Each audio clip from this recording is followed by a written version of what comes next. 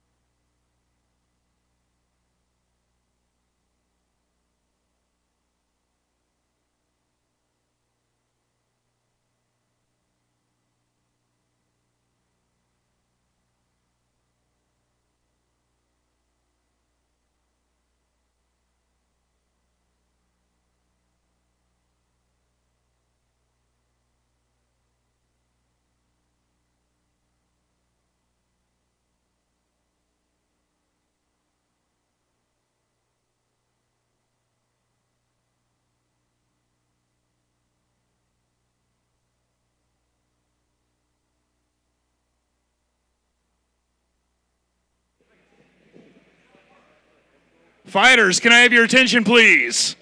Fighters, can I have your attention?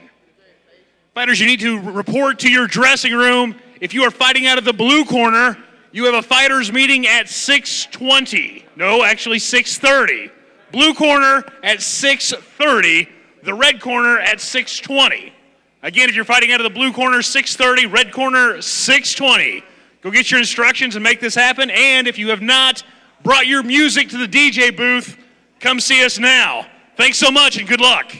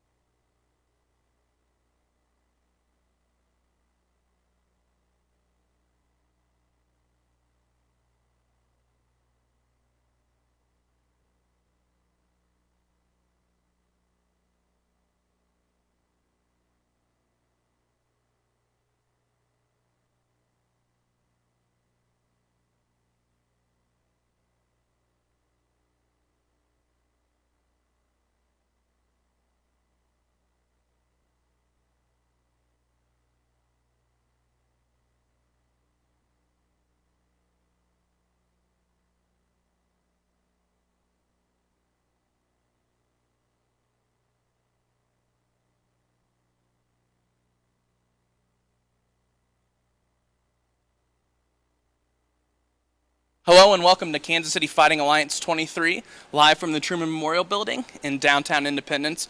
I'm Turner Davis alongside Invicta FC featherweight champion Megan Anderson. Megan, fantastic card tonight, capped off by two wonderful fights in our main and co-main event of the evening.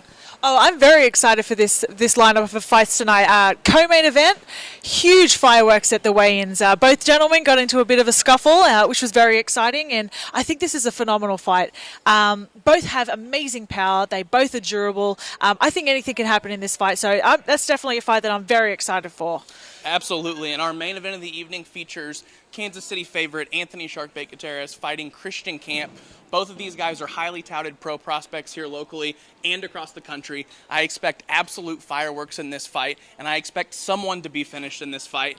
Joe Wooster and James Krauss did a phenomenal job matchmaking this card. I could not be more excited. Kansas City Fighting Alliance 23, stay tuned.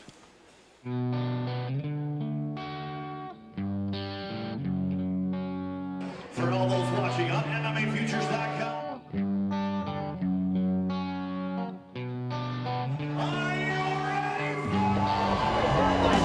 Are you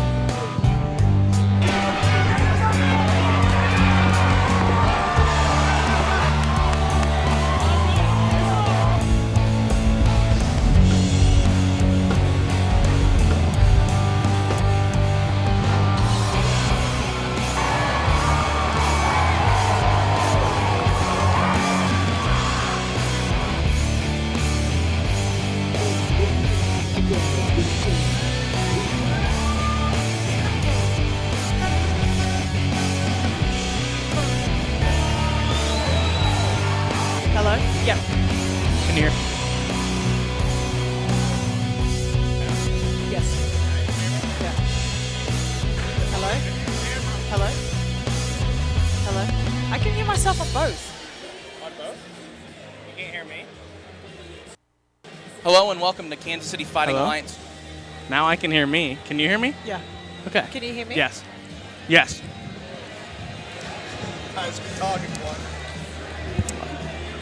Hello and welcome to Kansas City Fighting Alliance 23.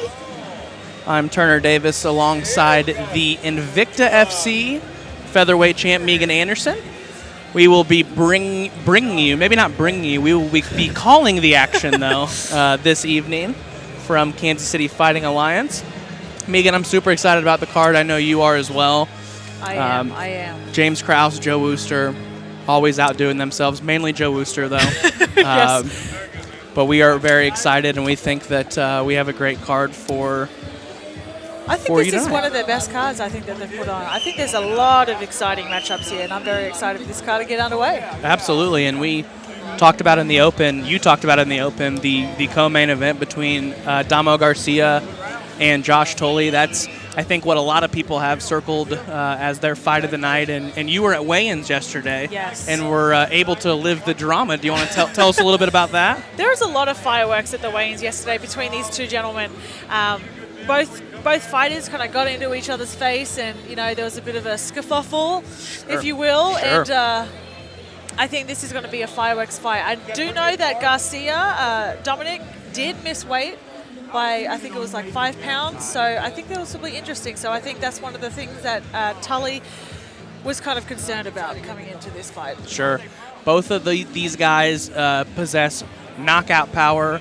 I know Damo Garcia is off to a great start in his young pro career. He's been knocking people out like crazy. And Josh Tooley, the veteran, who's also known for the power in his hands. I would be totally shocked if we see much grappling in this fight. So I think it will be an immediate fan favorite and likely fight of the night. I'm definitely gonna agree with you there. I think this is definitely fight of the night on my books, and I think someone's gonna sleep. I hope. I was gonna say I hope so, but I don't know if that's bad to say. As a fan, yeah, as a fan, I want sure. someone to go to sleep. Sure. And obviously we have a main event matchup between Christian Camp and Anthony Sharkbait Gutierrez. If you've watched any KCFA or are familiar at all with the Kansas City mixed martial arts scene, you know that Anthony Gutierrez has been one of the top mixed martial arts prospects in this area for quite some time, and he will be put to the test tonight against a very game Christian Camp. And I'm excited for that fight, too. Me too. I think Christian. Independence, very Missouri, beautiful. how you feeling tonight? Welcome to the Kansas City Fighting Alliance presented by McCarthy Auto Group. You can view the best new and used automotive pricing deals from McCarthy Auto Group at kccars.com. Ladies and gentlemen, you have a great night of fights coming your way tonight. 9 amateur and 3 professional bouts on the card tonight. Ladies and gentlemen, I want to remind you, a zero tolerance policy in effect tonight. Make sure we keep all the fights in the cage. You'll be plenty entertained, I promise you. At this point, if you could all stand up with me and face the flag, remove your cap, and welcome Katie Bulow as she sings our national anthem.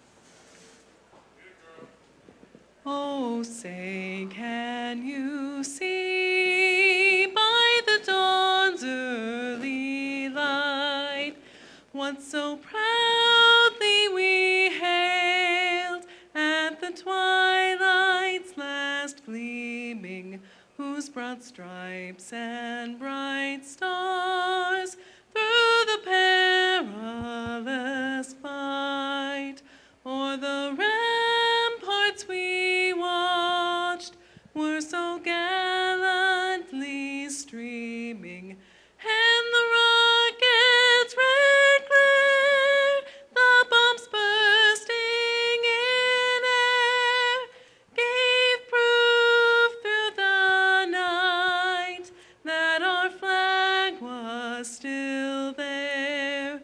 Oh, say does that star-spangled banner yet wave o'er the land of the free and the home of the brave?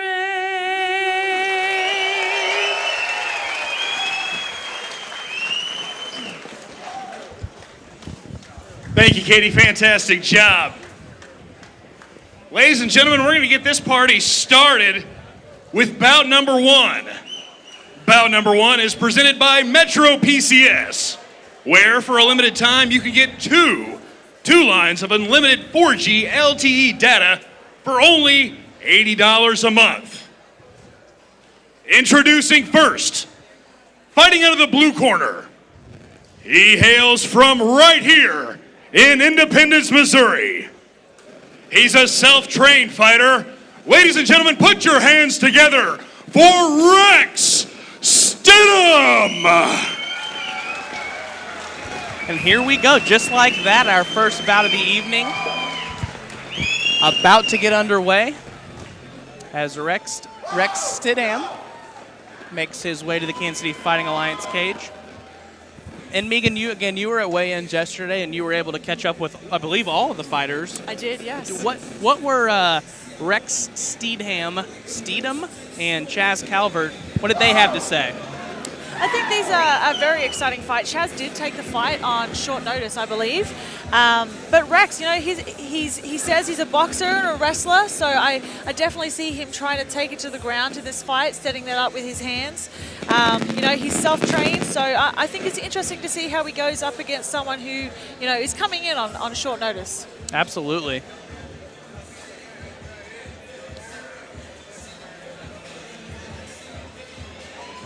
As Stidham makes his way into the cage.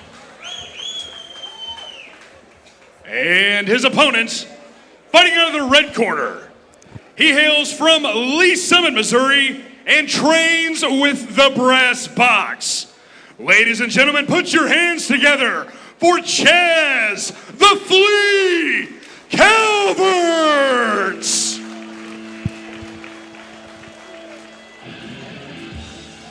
Chaz Calvert making his way to the cage. Interesting fight name, the Flea. The Flea.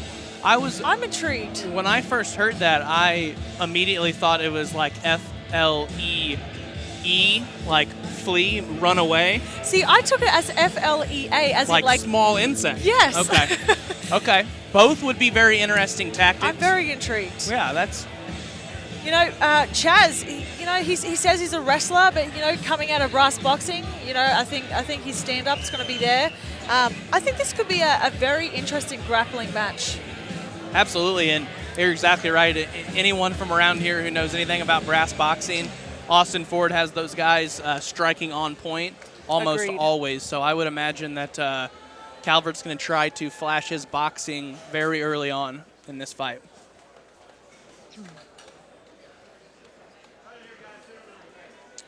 Referee Mike England will be calling the action tonight as he brings both fighters to the center of the cage.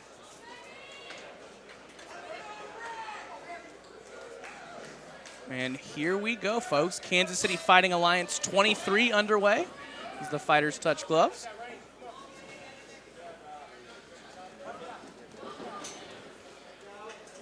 Stum coming in with the heavy leather early on. Calvert's really, really using that range, though. He's the taller fighter. He's really sitting behind that jab. Oh!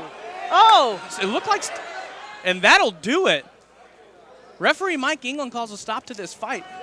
Very quick fight. Very quick fight. It looked like Stum slipped there. Right I into a wasn't able punch. to see. Yeah, it looked like Calvert may have caught him with something. We didn't have a good angle from the booth over here, but nonetheless, Chaz Calvert with a very convincing first-round knockout. Here's the replay. No, using that range well.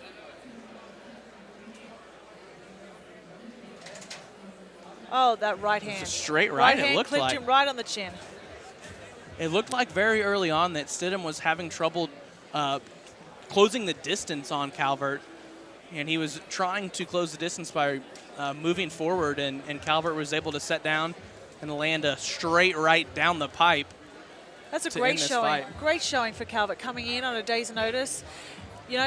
His striking is well on display. He was Absolutely. composed, stayed focused, and he picked his shots and come away with that highlight reel almost. Absolutely. And that's where the training from brass boxing, you're right, he had absolute composure. Let's on get his both feet in fighters to there. the center of the cage, please. Let's go inside the cage for our official decision. Ladies and gentlemen, 28 seconds into round number one. Referee Mike England stops this bout by knockout. Your winner out of the red corner, Chaz Calvert. Great first fight here at Kansas City Fighting Alliance 23 as Chaz Calvert comes away with a very quick first-round knockout to get the fight card started. We're off with a bang. Absolutely. I think we're going to get to see a little bit of everything tonight, and we went ahead and checked knockout off the list very early on.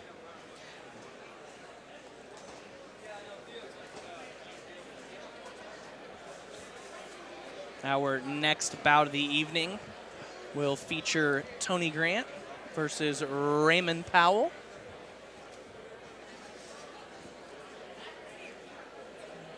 And we'll be underway shortly.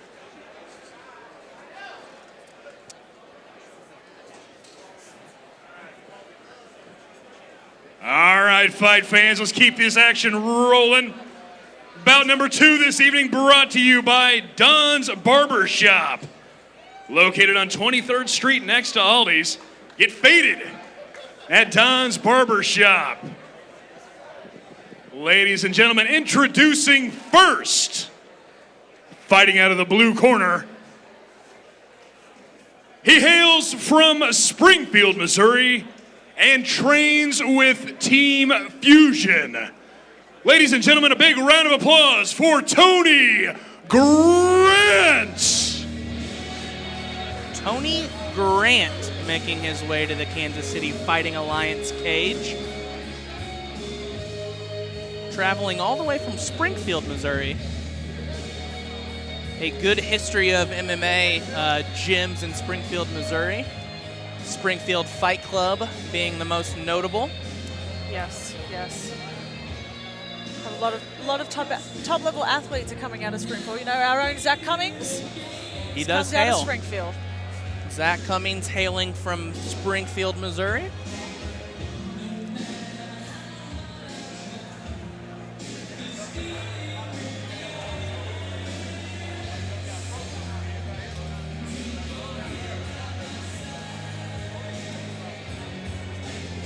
Tony Grant enters the Kansas City Fighting Alliance. Ladies and cage. gentlemen, Tony Grant.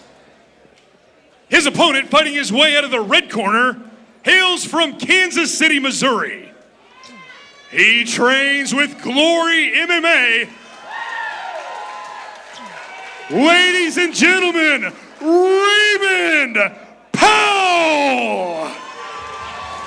Raymond Powell making his way to the cage, a Kansas City Fighting Alliance veteran. We've seen Raymond Powell inside this cage many times. He has crazy power in his left hand. Yes, he does. Very excited for this fight. Very excited. You know, Raymond's had a lot of fights fall through lately, so it's really great to see him back in the cage. Absolutely. Both these guys look like they're in great shape for the fight. Always nice to see.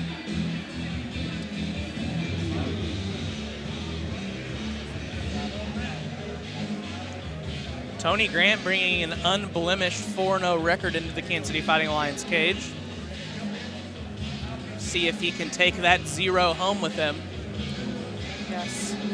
You know, Raymond, he does say he likes to knock people out, so I think this is going to be a very interesting match. I'm excited. Absolutely. Our tale of the tape brought to you by Independent Tire Dealer, one of the many great sponsors of Kansas City Fighting Alliance. They make these shows possible.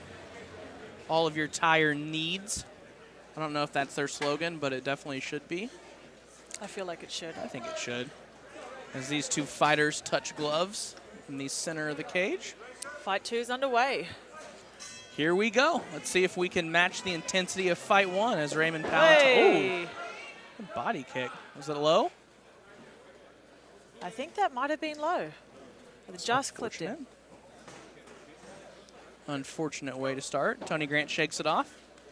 Raymond Powell says, I'm very sorry. Nice touch of gloves.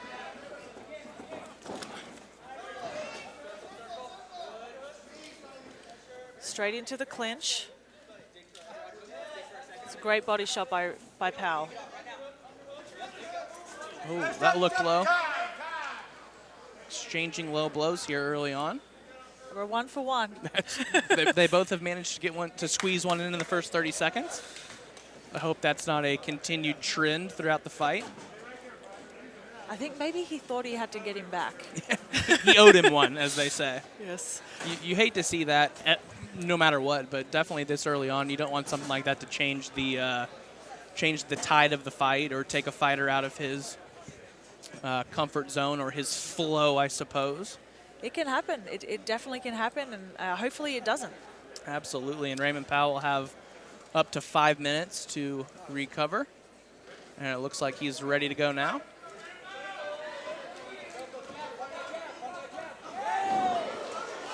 Overextended on that cross. You see Powell loading that left hand up. That's kind of his money maker. As the fighter's working the clinch right in front of us.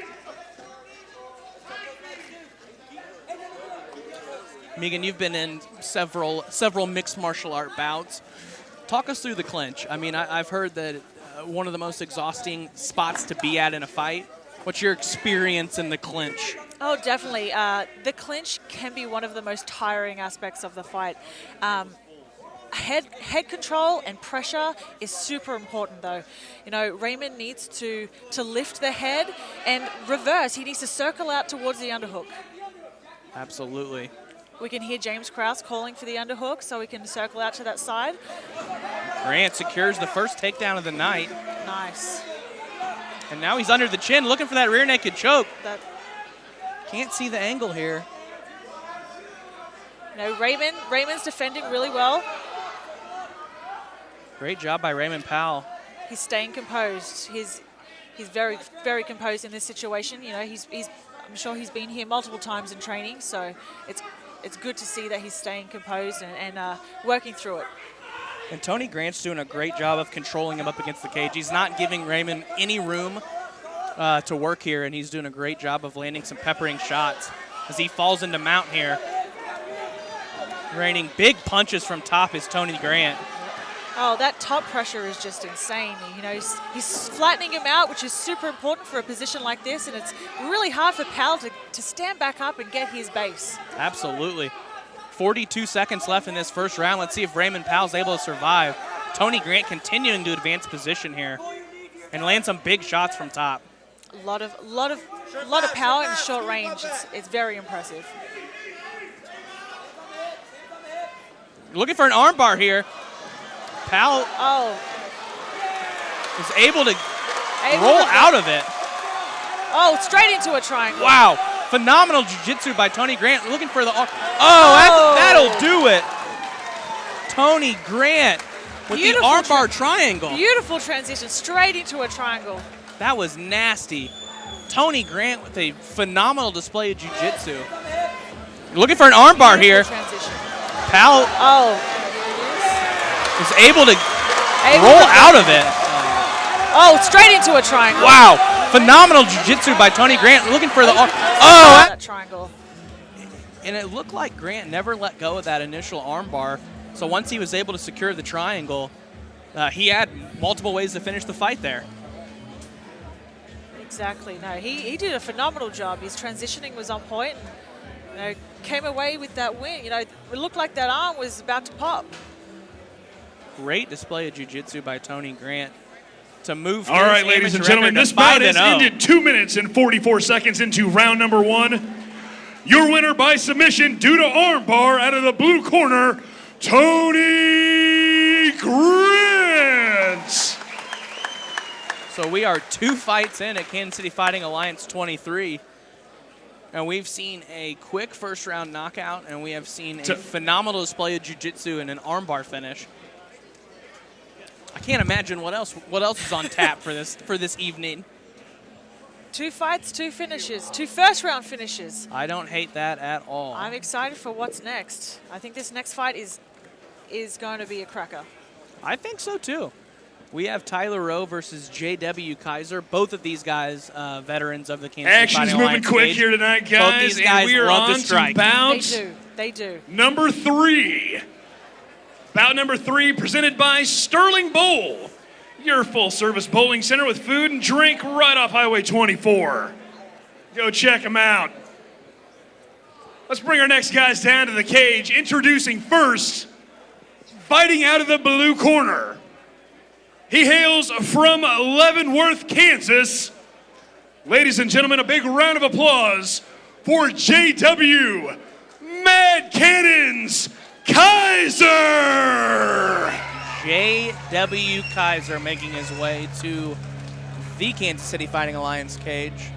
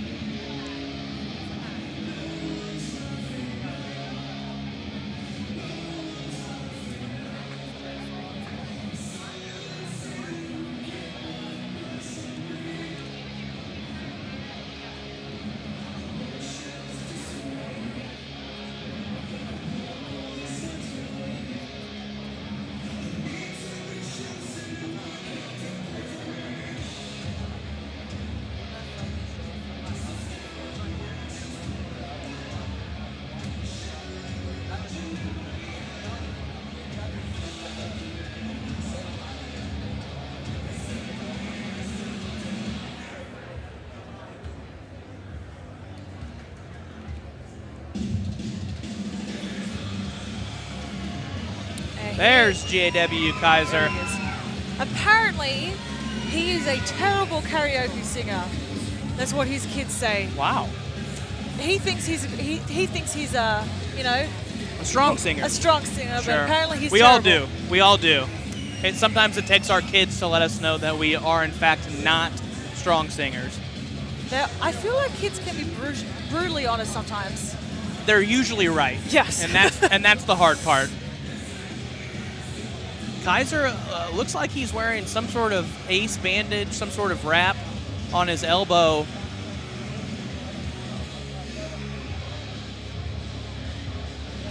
The commission looking over the wrap very closely.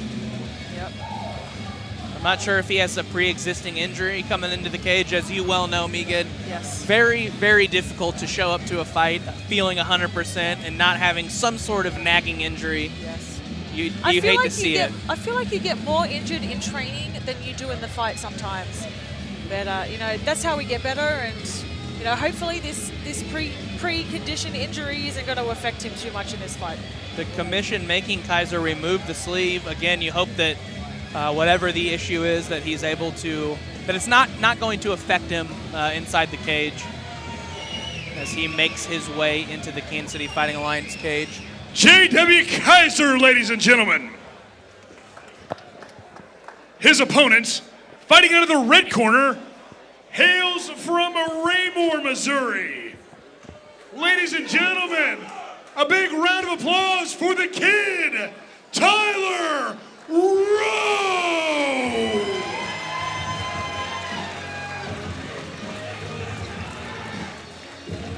There's Tyler Rowe walking out to the cage. He's only 19. How crazy is that? That's absolutely wild.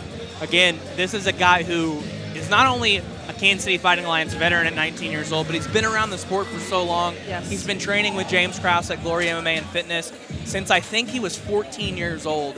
So although he's very early on in his amateur career, he is no stranger to mixed martial arts.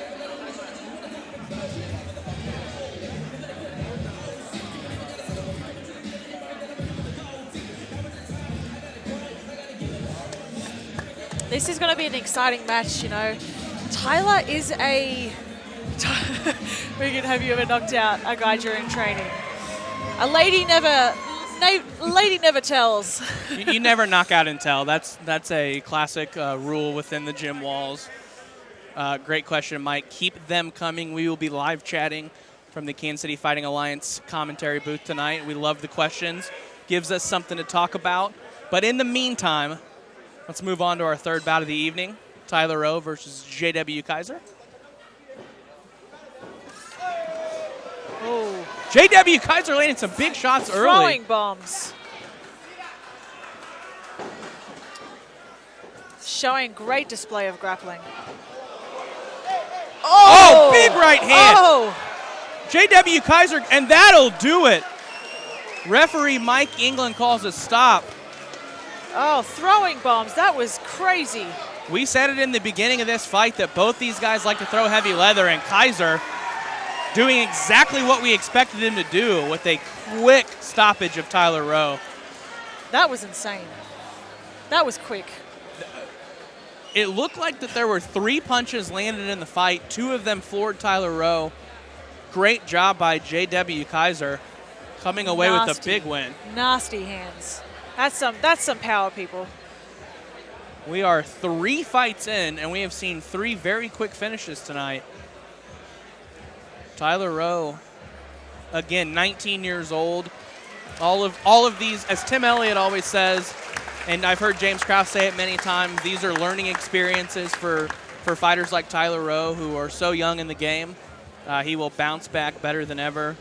But J.W. Kaiser, it only takes one. Yes. That's what they say. It does.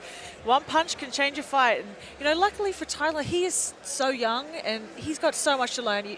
You always say, it's not a win or a loss, it's a win or a learn. Absolutely. So I think this is definitely something that he's going to take away from, and he'll come back even stronger. All right, Let's ladies go and gentlemen. inside the cage for our official decision. This bout ends 20 seconds into round number 1. Your winner by knockout, out of the blue corner, J.W. Kaiser.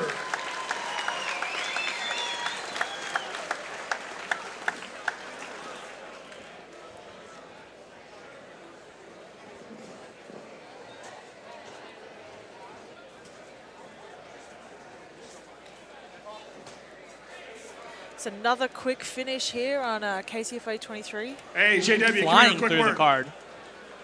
Come here, big boy. Hey, you seem like you came in there calm and collected. Is that your whole game plan there, just to go in there and throw blows? I just kind of wing it. Gotta wing it.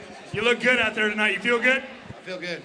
Fantastic. Ladies and gentlemen, give this man a round of applause. Wa- JW Kaiser. Absolutely wild questions from our ring announcer. He definitely went in there and winged it. Yeah, that's A little bit He of was throwing everything some tonight. bombs. wild Just keep questions on right rolling. there. Ladies and gentlemen, bout number 4, presented by Independent Tire Dealers. Your local independent tire dealer is a place where you will receive dependable service performed by dependable people. Go check them out. Our Introducing next bout of the first, evening. fighting out of the blue corner. He hails from Ozark, Missouri. Ladies and gentlemen, welcome with me, Hunter, the Slim Reaper, Edwards. Hunter Edwards making his way to the Kansas City Fighting Alliance cage. One thing I've noticed tonight is Kansas City Fighting Alliance, it seems like there are more guys from southern parts of Missouri. It's nice to see that the expansion of Kansas City Fighting Alliance, where we are getting fighters from all over the state of Missouri to come to Kansas City Fighting Alliance to put their talents on display.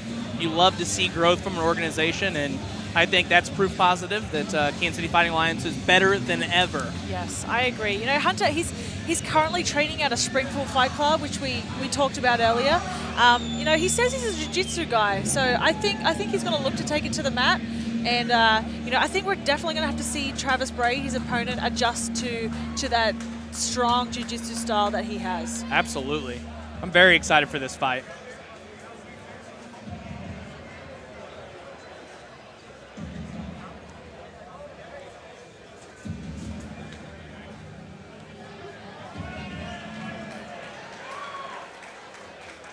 Great That's question. Hunter Edwards, ladies and gentlemen. His opponent originally hails from Virginia Beach, Virginia. Fighting his way out of the red corner, put your hands together for Travis Bray! Travis Bray making his way to the Kansas City Fighting Alliance cage. Great question coming in from MMA Punch. Does the audience get to eat any Kansas cuisine during the fights? If by Kansas cuisine you mean hot dogs and nachos, then absolutely an unlimited amount of Kansas cuisine in the building here at the Truman Memorial Building. Okay, Travis Bray, he's got UFC veteran James Krauss and Grant Dawson in his corner. I think this is going to be an interesting matchup. He's you know, he's a well-rounded mixed martial artist, so I think it's interesting to see the adjustments he's made from his last fight, and I'm excited for this fight. I think this is going to be fireworks. And both of these guys have very similar body types. Yes. They're both very long, very lanky. That's an advantage in a lot of ways in both striking and grappling. Well, the Slim Reaper, as Hunter likes to be called. I like that. The Slim Reaper. That's almost terrifying. I think this is going to be, without question, the highest level amateur fight that we've seen so far tonight. Both of these guys, although very early on in their careers, possess phenomenal skills. So we will see how it goes, as they say in the trade. Here we go. Travis Bray missing with the right hand. Great takedown by Hunter Edwards. You know, Travis Bray getting up, using that wrestling that he's known for. As Hunter Edwards working on a single leg here. Bray doing a great job with that whizzer there. You know, Bray landing some nice short strikes as a return by Edwards. Great switch of position by Bray there. Again, this is what you were talking about earlier in the clinch. It's all about getting that good head position as Hunter Edwards jumps for a guillotine here. Oh, beautiful, beautiful takedown by Bray. Utilizing that jump on guard to his advantage. Absolutely. Let's see if Bray can land some shots from the top here. I think he's doing really well putting Edwards' head up against the cage. It's really minimalizing his offensive. You know, he needs space to be offensive, and he's really prohibiting from doing that. So his top control is on point right now. Absolutely. As he softens the body of Hunter Edwards.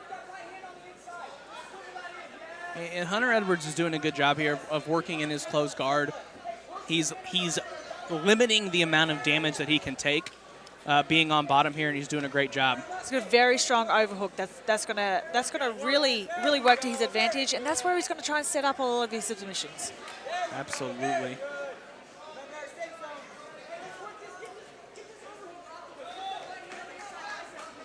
You know, Travis needs to work to get that overhook off, so he can land some dominant strikes.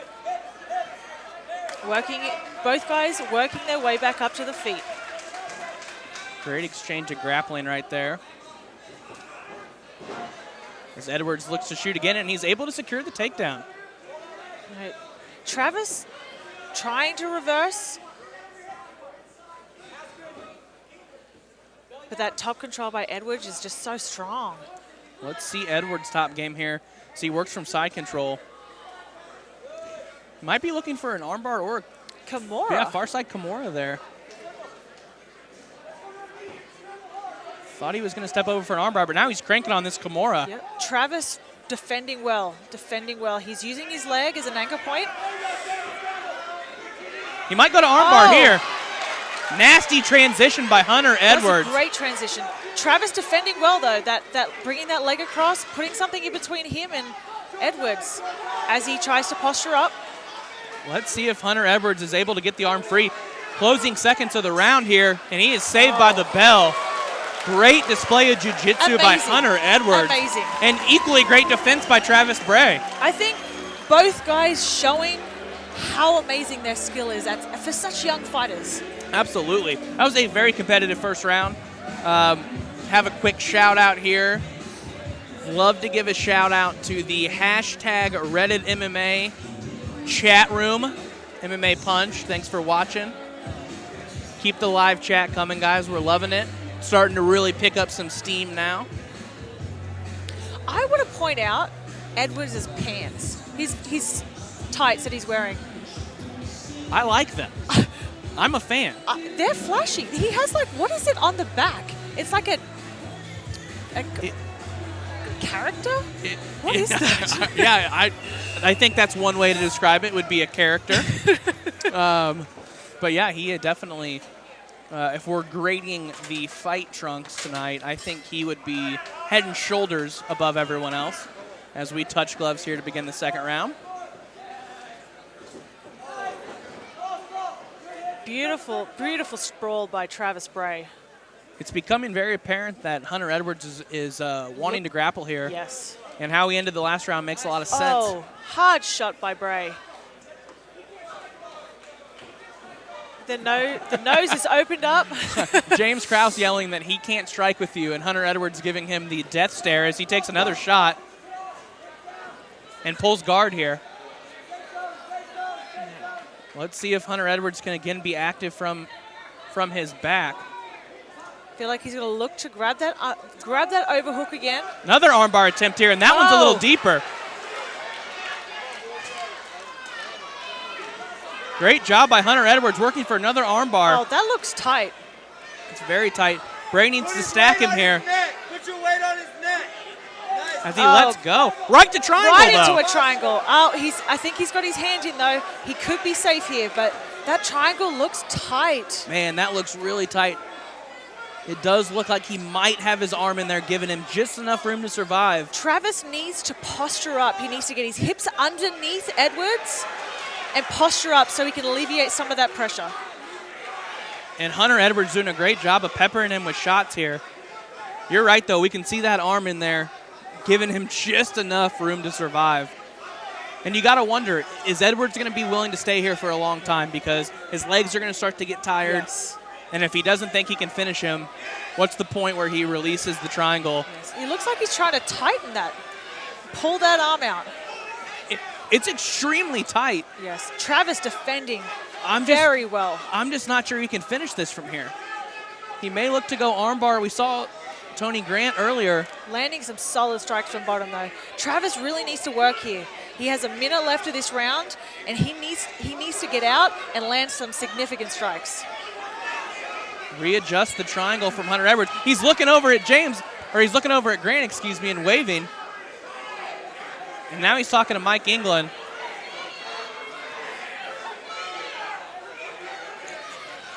I hate to say this too soon, but it looks like Bray's going to survive here. And you have to wonder. Oh, he gets out. Beautiful. Tall. Look at those strikes.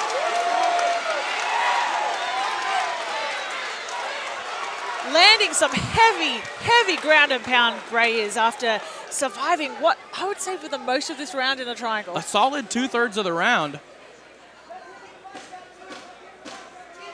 And again, you have to wonder the legs of Edwards. He was in that triangle for 2/3 of the round. Or he had the triangle locked in for 2/3 of the round. Are his legs gassed right now? A clear round 2 victory for Hunter Edwards. But my goodness, what did that do to his legs and his gas tank overall? You know, that's one thing a fighter really has to watch for. You know, if they're going for submission, like, how long do you hold it for? You know, how long do you hold it and you think, okay, well, I haven't got this. Am I going to gas myself out? Do I need to move on? Right, absolutely. And I think as you climb the ranks from amateur to pro, I think you have that internal kind of clock in your mind where you say, you know, hey, I've been working at this for a while. Doesn't seem like I'm going to get it. Let's move on to something else. As to where some of these, you know, greener guys, a triangle is a triangle is a triangle, and they're trying to finish every submission that they slap on. So, again, great display of jiu-jitsu in that round from Edwards. Bray, phenomenal job of defending. I think it's so close going into this third round. I have it at 1-1, and I think this is going to be a very telling round, obviously. Who wants it more? Absolutely. Edwards taking a deep breath. He's looking tired. Another shot by Edwards. I don't know if it's more of a lack of wanting to strike or him knowing that he has a competitive the advantage advantage on the ground. Yeah, exactly. Hey, don't let him run the clock out, Travis. If you're Bray, you have to wonder here if you're not down 2-0 and need a finish to secure this victory as Edwards continue to shoot. Is it worth the risk just going to the ground and trying to go for a top position? Oh! Big head kick landed by Bray as he works from half guard here. That was one of those in-betweeners where if that would have been 1 second later, that might have been illegal, but I think that landed flush. He really positioned himself well for that, chose his timing. It looked like he's going for a head and arm here. A little top game jiu-jitsu of his own. You know, if he wants to go for this head and arm, he needs to step his leg over and get to the side the arm is on. Oh, as There he he transitions. And you can tell, I mean, Edwards is a phenomenal grappler as he's working. For a heel hook. It looks like a heel hook. Travis stepping over. Oh, he transitions to a footlock. Oh, transitioning for the footlock. Oh, man, and that'll do it. Hunter Edwards slapping on a slew of potential submissions throughout the fight and ends up finishing with a footlock of all That was things. impressive. Wow. Not a lot of fights are finished with footlocks, but that was impressive. Beautiful transition there. Phenomenal display of jiu-jitsu from start to finish in this fight. By both athletes. Absolutely. Great win for Hunter Edwards. He faced a lot of adversity. Wow, that's a phenomenal win. Phenomenal win. Very, very impressive by both. Absolutely. By both gentlemen. The live chat really starting to pick up. Seems like everyone's really loving the nachos. I'd like to give a shout out to my man Ozone for turning me on to the nachos. Let's go inside Ladies the cage and for our gentlemen, this official bout has decision. ended 1 minute and 37 seconds into the final round. Your winner by submission out of the blue corner, Hunter Edwards. Again, I can't stop saying it.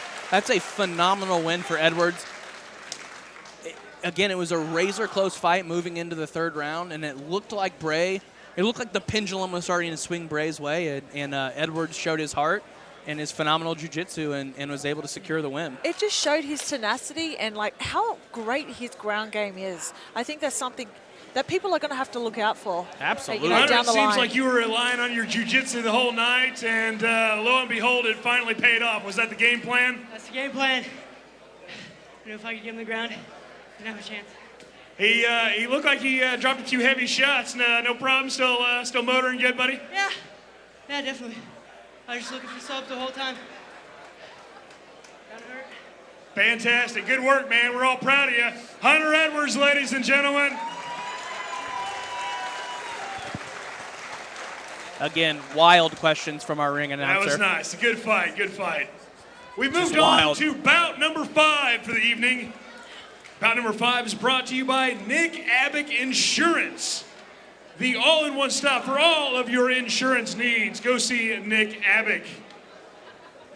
Ladies and gentlemen, introducing first, fighting out of the blue corner.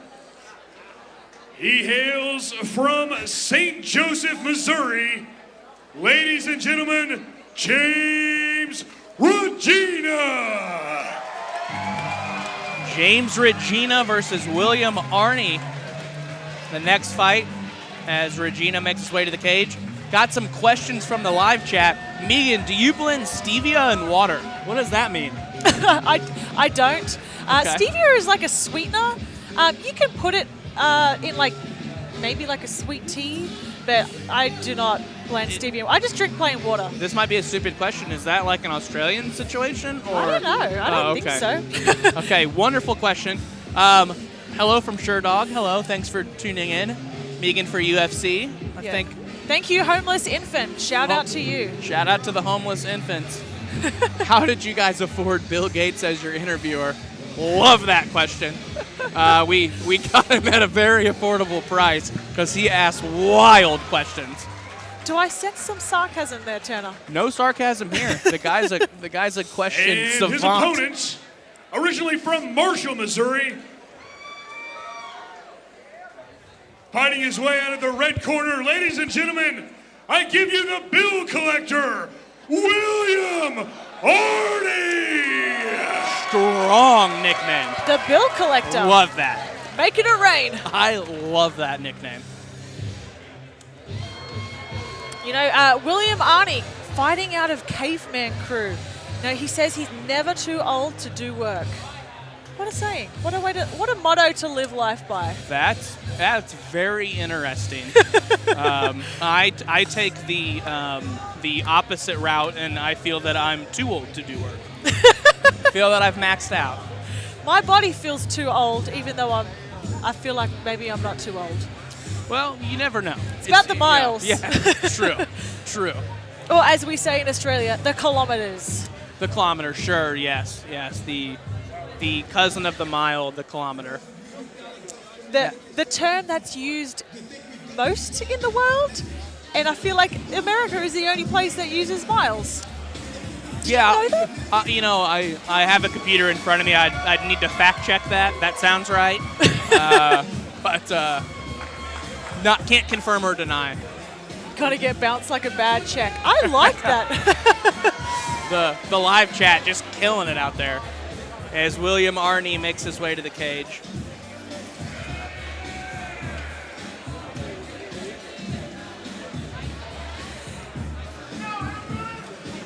Arnie claiming to be a freestyle / grappling expert. Expert? Yes. Goodness Expert. gracious.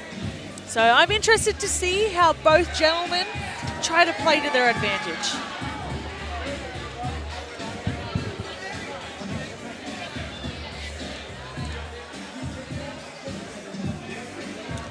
William Arnie making his way to the cage. He is making his amateur debut tonight. And James Regina coming in at an undefeated 1-0.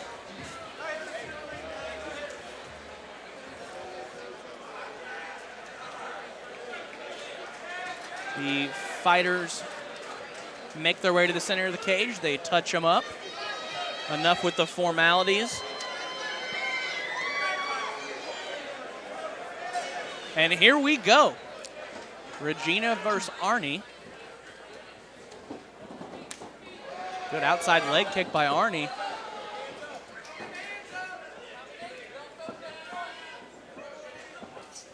Nice, beautiful jab. Both of these boys throwing some heavy leather early on.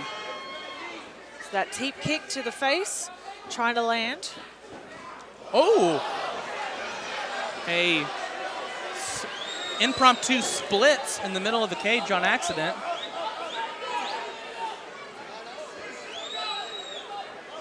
As Arie works a leg here. Doubling it off now. Nope. Regina moves to straight mount. into mount. Landing bombs. Big punches. And that'll do it. Mike England has seen enough. James Regina. The fight looked extremely competitive. And then, unfortunately, Arie slipped there and was never able to recover. Regina worked from top for the rest of the fight. You hate to see that happen. But James Regina, nonetheless, with the barrage of punches to seal the deal. Some solid ground and pound. So what? That's 5 fights, 4 first-round finishes.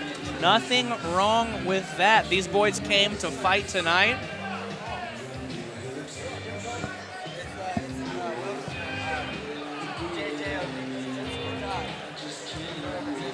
Can you go grab Tim?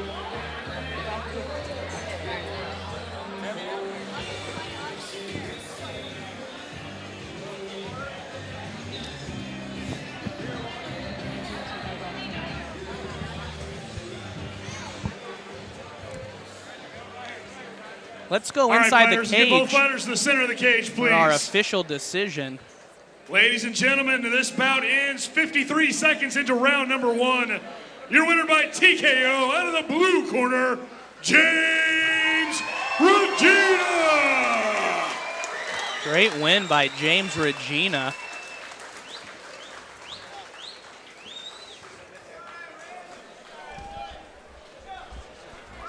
Let's see if we have any questions from our ring announcer, Bill Gates' brother, Craig Gates. And we do not. All right, ladies and gentlemen, we've reached that time of the evening where it's time to take a pause.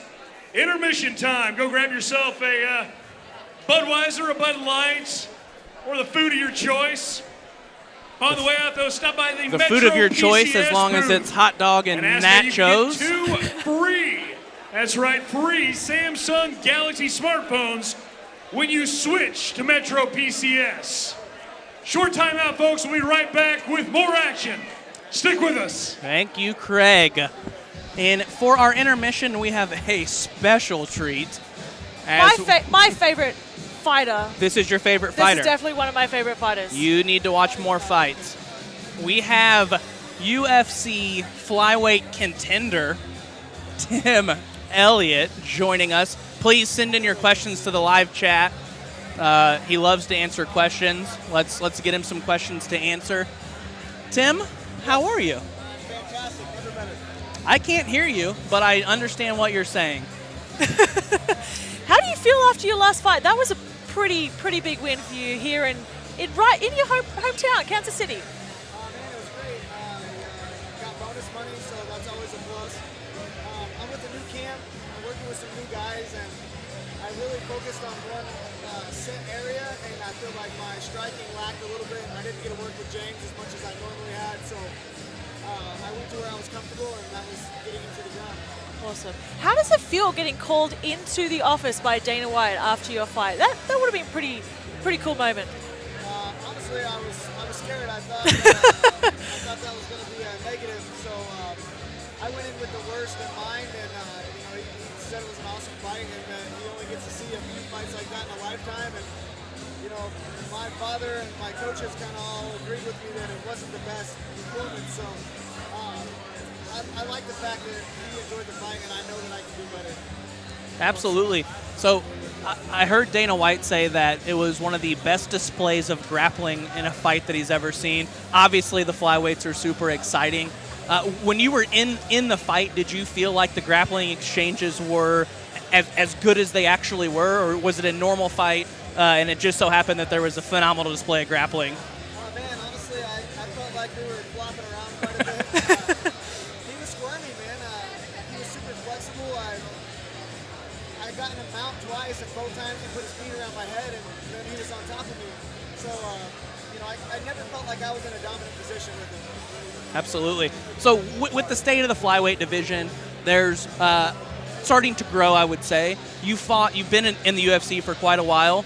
You fought a lot of, if not every single one of the big name guys. For you, what's next for you in the flyweight division? Is it DJ Tim Elliott 2?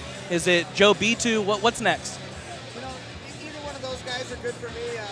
If I can fight one of those guys, it means that I'm doing what I should be doing. Those are the best two guys. Obviously, I want to fight the best guys, but most importantly, I don't want to fight boring guys. There's so many guys in the division that there's no chance to win bonus money, and that's where I've made my money. I haven't made any money really fighting for the UFC. I've made myself money with bonus money, so there's a lot of exciting fights. You know, I've always wanted to fight Ian McCall for some reason, and that's an exciting fight. I feel like, do you feel like stylistically you're very similar? Very similar, and you know, I don't want to fight him because I think he's an easy fight. I think he's a fun fight. I think you know, he arguably beat Demetrius Johnson early in the tournament when they first started the flyweight division. So he's just always been a guy on my radar, and I felt like he's always kind of skated by.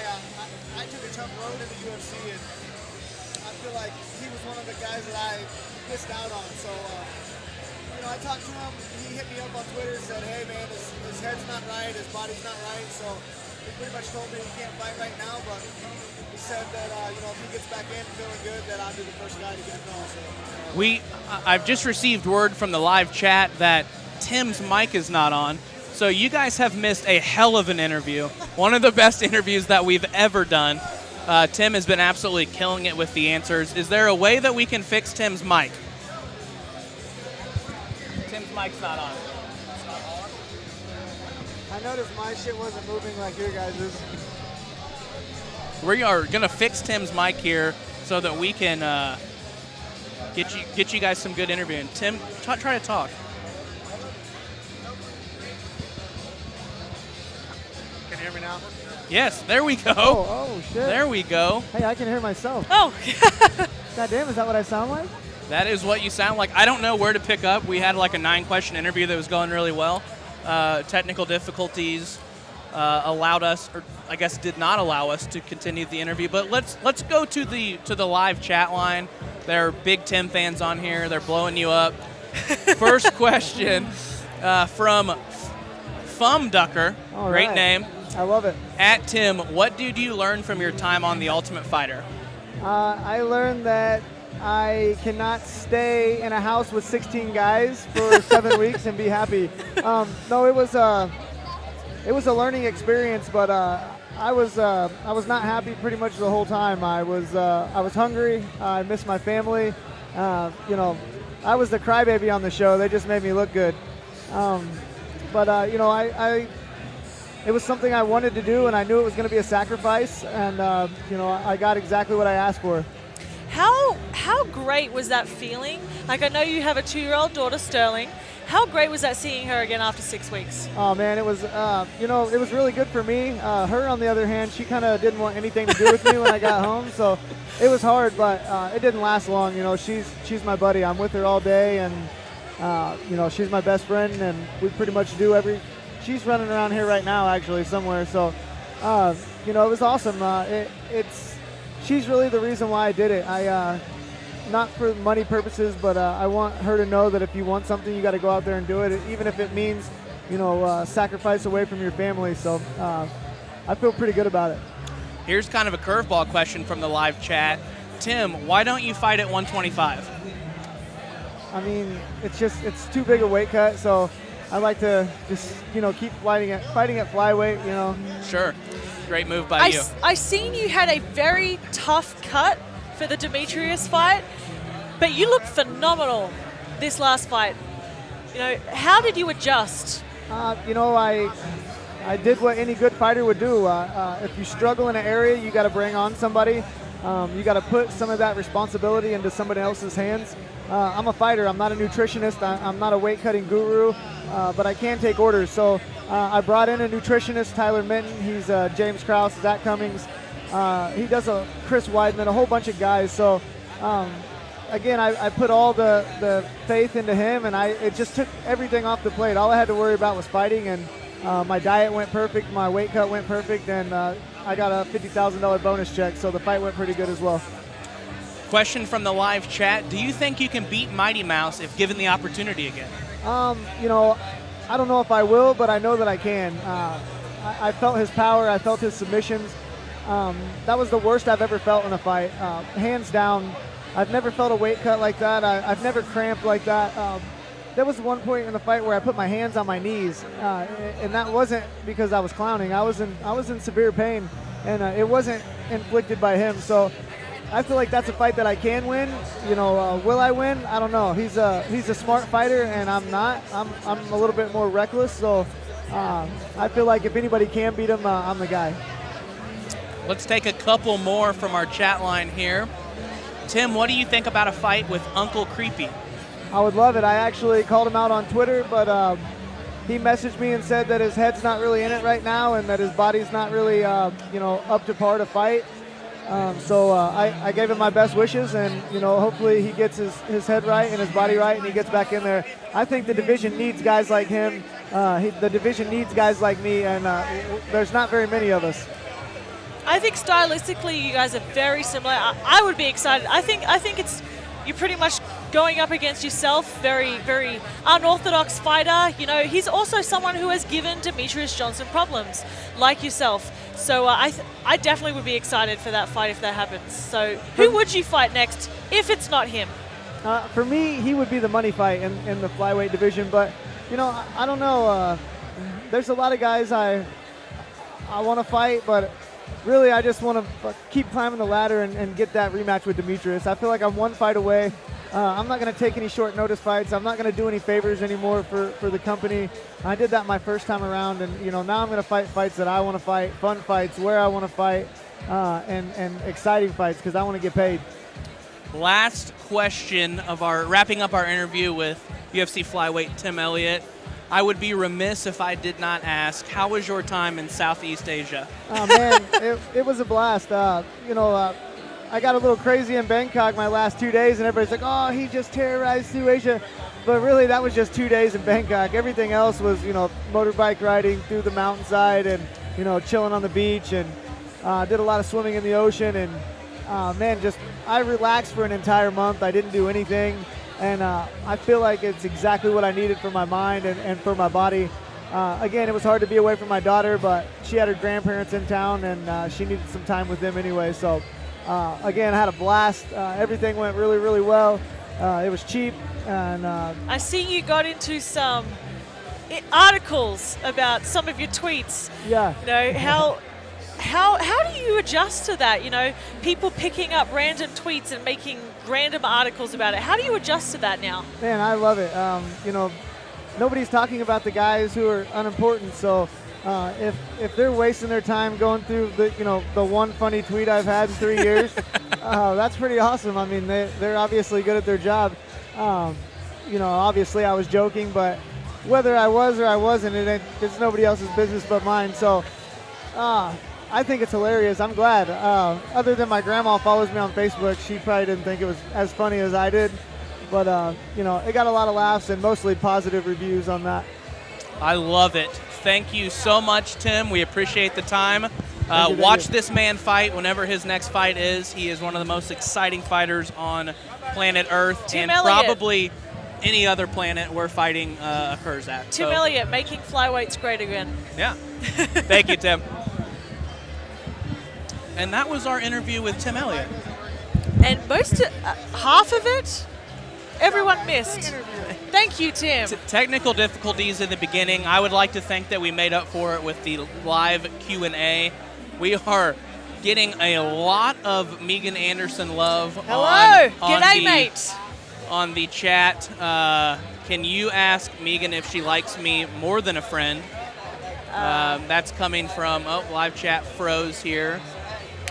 Can you tell Megan I said hi? Hello, From Christopher Clements. Can you ask Megan if she likes me more than a friend?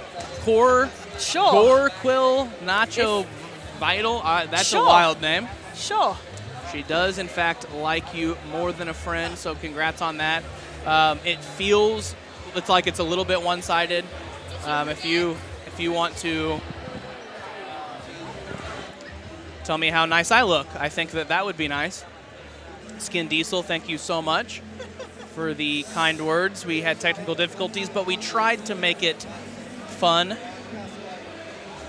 Make featherweight great again, Megan. Yes, that's my new hashtag. I'm making featherweights great again. The face of the featherweight division. So, are we allowed to talk about your Ariel Helwani, Chris Cyborg? Why not? Everybody interview? else is. I mean, so I listened. Two things that I wasn't a fan of. Yes. Was her calling you Megan. And here's why. That's a mistake that could be easily made. But when it's like your number one competition and the person that you should be most concerned about fighting, don't you think that like you should know their actual name? Even if there's like a little bit of a window to like interpret what the spelling and pronunciation of your name is, don't you think she should know? Am I taking it too far? Am I reading too much into it? I feel like you're reading. I really don't care. I mean, I get good. it all the time, so That's I'm used to it. And it is a really easy mistake to make. Sure. Just because like it's the accent. The accent different. So we say Megan, so it's like, so people might not know that the UFC actually, the Fight Pass, they have all of our photos up just for Invicta. So when they're doing this stuff, they have like a little bit about each other in our photos. For me, because they kept pronouncing it Megan instead of Megan, they photoshopped my head onto the Walking Dead character Negan on his body. To and they let put it people up. know. So like they know it's Negan but with an M. I like that. I feel like I'm making statements. I'm now a character on The Walking Dead. So Homeless Infant on the live chat coming from the sky. Did you know Chris was coming on the call? I think it was staged. So I didn't know, but I wouldn't be surprised if Ariel already planned that. It's very Ariel-like. Here's what I would say. It wouldn't surprise me either, but he is such an MMA nerd that he seemed genuinely excited when it was going down. Yeah. So, he's not that good of an actor. Or is he? Maybe he is, yeah.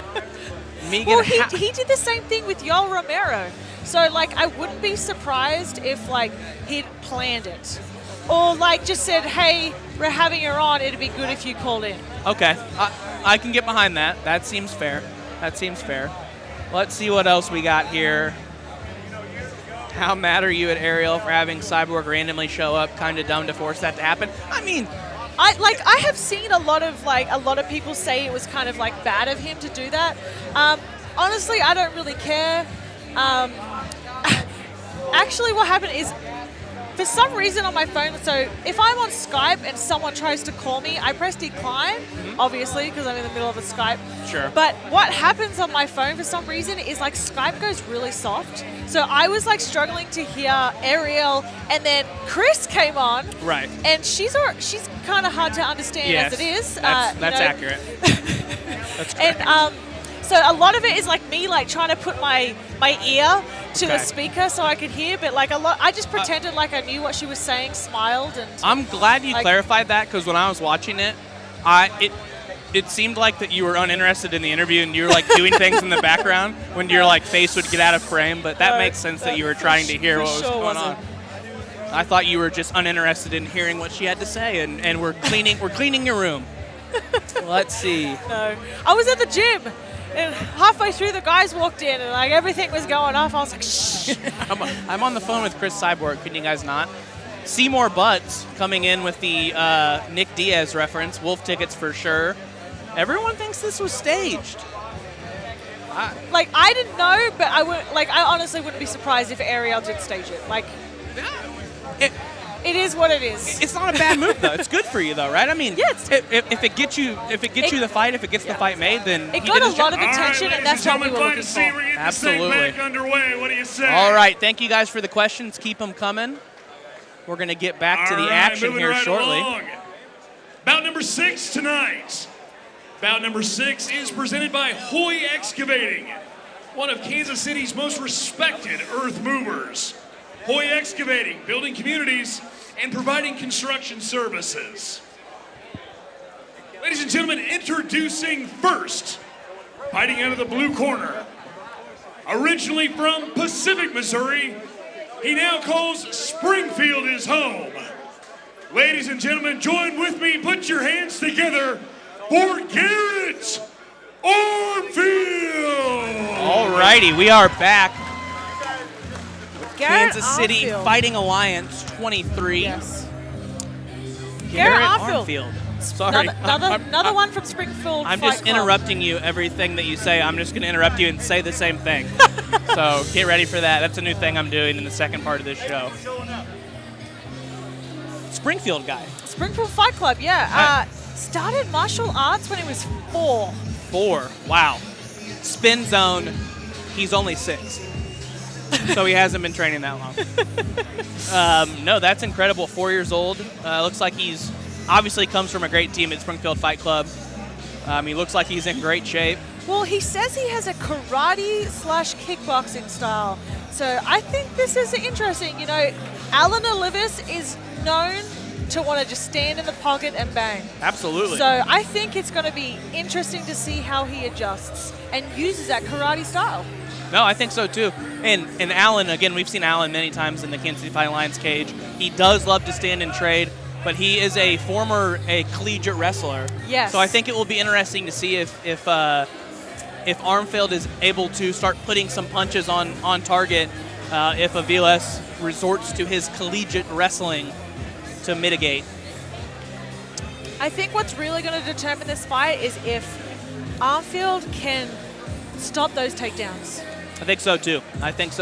And again, coming from Springfield Fight Club, Very if well-rounded taken down, club. yeah, he's going to have good And his jiu-jitsu. opponents, I think this is going to be our most competitive fight originally so from far. Chihuahua, Mexico, he now calls Olais Summit, Missouri his home.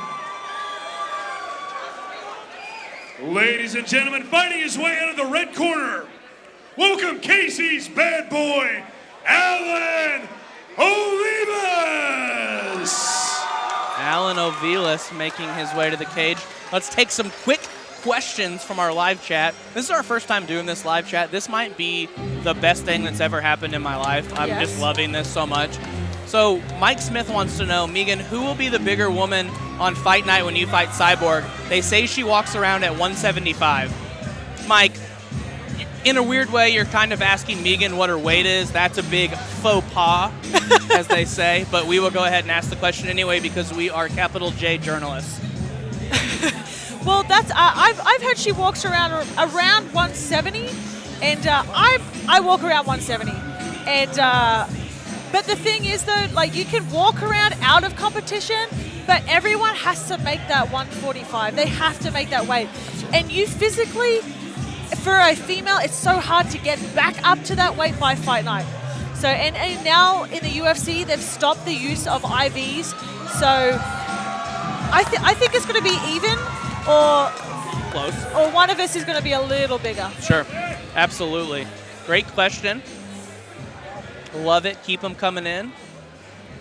But we'll take a break from the chat line as much as that pains me. And we will get back to the physical combat as Mike England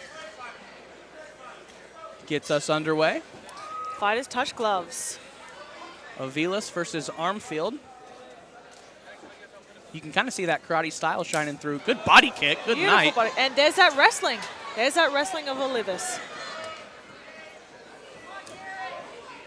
Throws a body kick of his own. Aviles working on a double leg here. Great job by Armfield to not ever let Aviles get anywhere close to those legs. Beautiful spinning heel kick.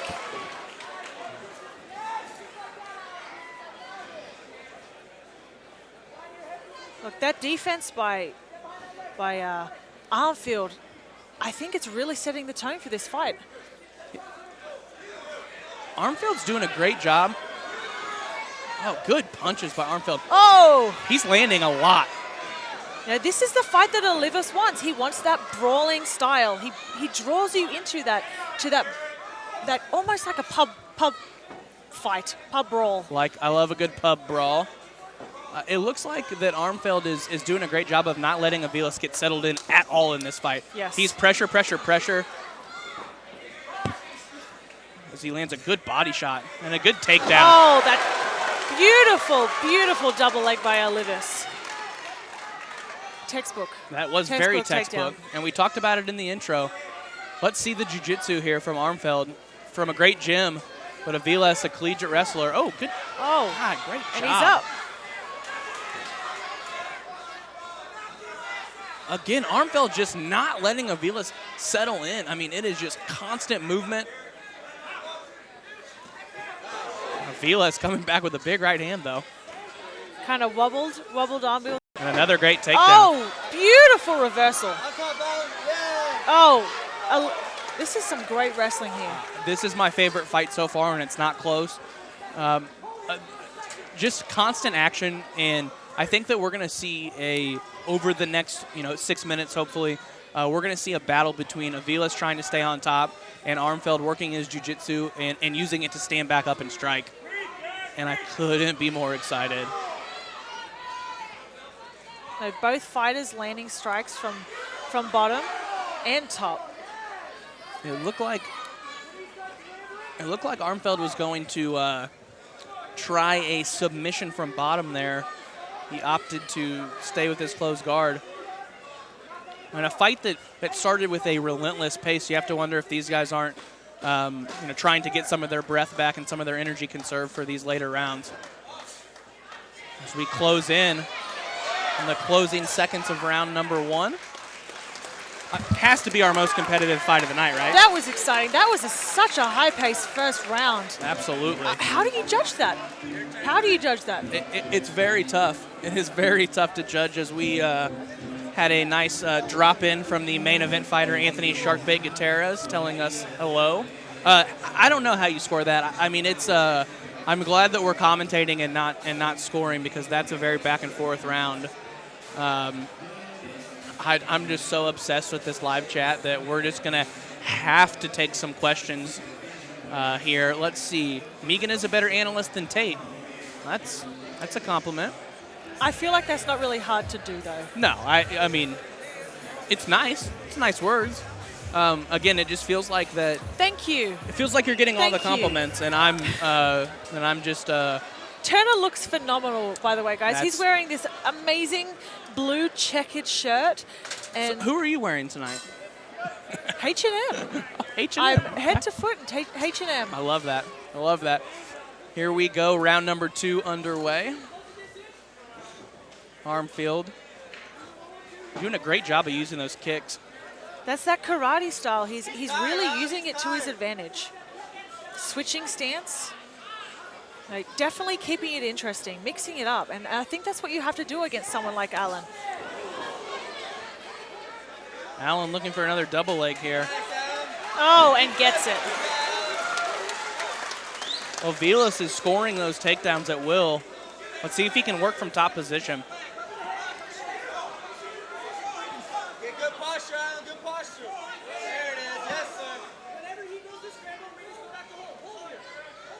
He's definitely showing his top control game. It's relentless. Absolutely.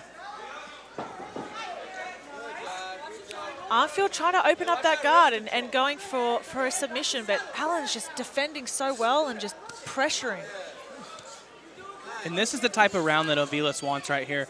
You know, he's not using a ton of energy, but he's landing some big shots, and he's winning the round. As Armfield works back up. Oh. Ooh. Again, it looked like it slipped there as Olais was taking a shot, and Armfield says, no, I'm looking to stand, please. Olais. Oh! Spinning heel kick.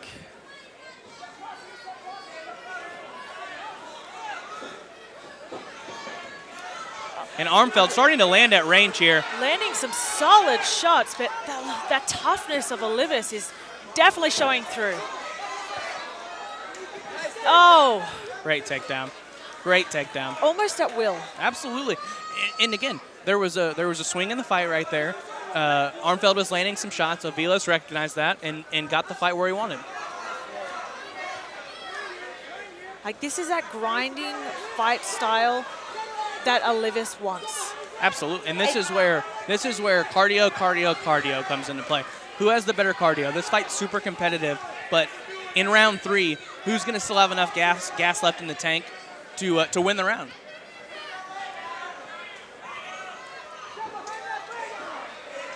Armfield defending well. Got that front head position and looking to land some strikes.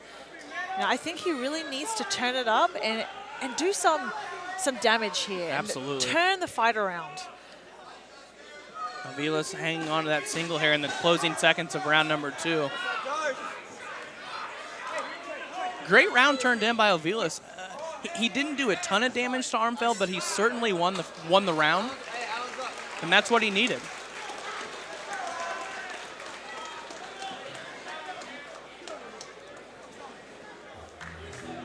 Another exciting round. I'm loving this fight. fight. Very high-paced match. I'm loving it. It's a great clash of styles. When they are on the feet, there's a clear advantage for Armfield. He's landing, he's finding his range. Olais is having a lot of trouble with his length. But whenever Olais wants to take it to the ground, he's been able to. So it's a very, very exciting third round ahead, and I'm very excited to see how it all plays out.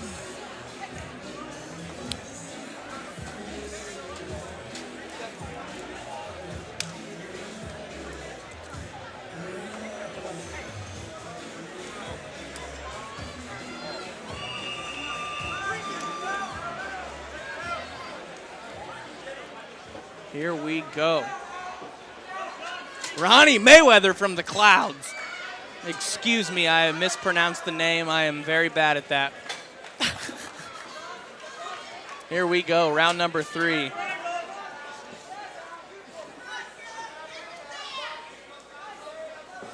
Head kick by Olais. Blocked. Oh, I've been saying Olais. It's Olais. Goodness gracious. poor. Big head kick! Olais surviving. Oh, that toughness. Wow, that was on the money. That was all shin. Let's see if he can survive. Armfield being relentless now. This is his chance to capitalize and finish this fight. Staying heavy on top, landing a lot of strikes. Some devastating ground and pound here. Man, he is just loading up those uppercuts right in front of us. Man, Olais, I'm sorry I mispronounced your name earlier, but you are tough as nails, my man. Almost too tough for his own good. And Mike Lingland's going to make him stand up. Olais looks a little wobbly still, but my God, he's coming forward. This is a great third round. Oh, big right hand by Armfield.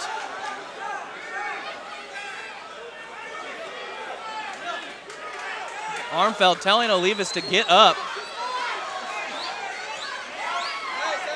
Oh, Olais lands a big right hand of his own. Goes for a takedown, stuffed by Armfield. Olais still looks a little wobbled. He's very flattened out in there. He's hanging on to that leg. This could be the beginning of the end. Armfield has a ton of time to work with a minute left in the fight.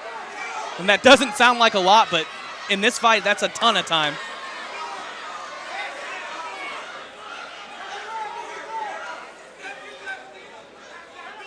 Armfield standing up, wanting Olais to stand with him. If anyone knows anything about referee Mike England, it's that he let you die. Another head kick. Oh. Big time respect for Olais. He is absolutely gutting it out in there. Heart for days as the pendulum has shifted to the corner of Armfield. Oh, trapping the arm, landing some solid ground and pound. That's smart. That's very smart. He knows he's got this round wrapped up. Is it enough to win the fight? Or if Olais hangs on. Oh, finishes a takedown. Tenacity. Oh, my God. Banana land. Oh! Right into a triangle. In the closing seconds of this third round. Wild fight. That was amazing. Wild fight. Both fighters gave it their all. I'm impressed. Oh my God. Olais still that very was wobbly. exciting. I mean, that was exciting. That is pure heart. Pure heart right there. I mean, he is still, reeling from that head kick. And still walked forward. Again, no idea how to score this fight. I think it's very close. Mike England waiting for the obituary to call the fight.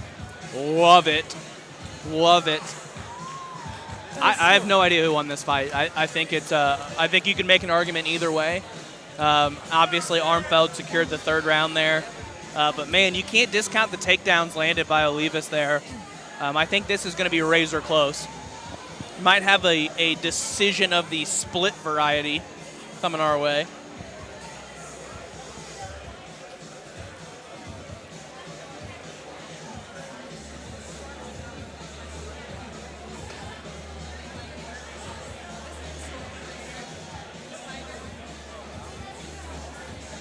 The judges tallying their decisions and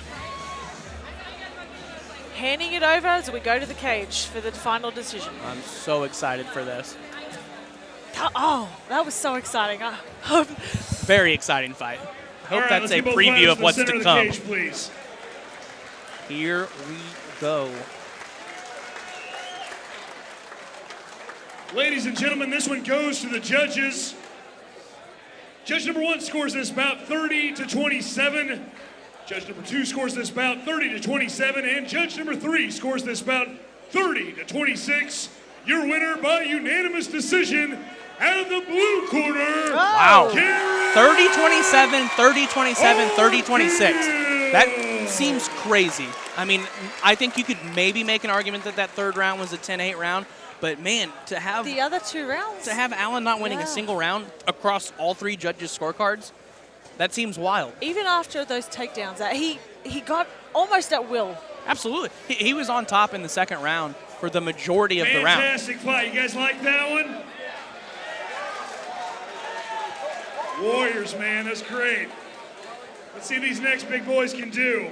Bout number 7 tonight, brought to you by the Flamingo Lounge, the official home of the KCFA after party directly after the event tonight. So come on out, have a couple of drinks, meet the fighters at the Flamingo Lounge. Introducing first, fighting out of the blue corner. He hails from Kansas City, Missouri. Ladies and gentlemen, put your hands together for Theo TB3 Brown. Theo Brown making his way to the cage. Theo Brown is an extremely exciting fighter. I'm very, very excited for this fight. And let's go to the live chat, my new favorite thing in the entire world. Megan, is it true that you trained boxing with Dan Quinn at Tiama Top Team? I have no idea what that is.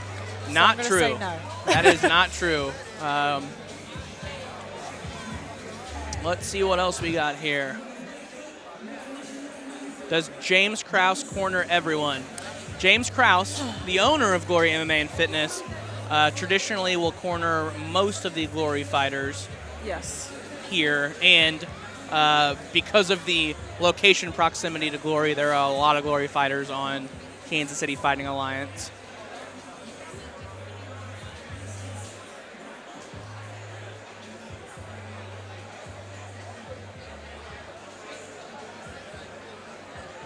Who is the main event? Our main event tonight is Anthony Sharkbait Gutierrez versus Christian Camp. Coming later on in the evening.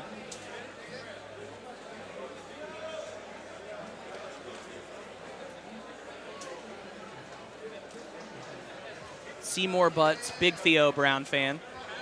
I am too. What other fighters does Megan think can beat Cyborg besides herself, of course? No one. No one. TV Love that three, answer. ladies and gentlemen. Love that answer. His opponent, originally from the nation of Uganda, is fighting his way out of the red corner.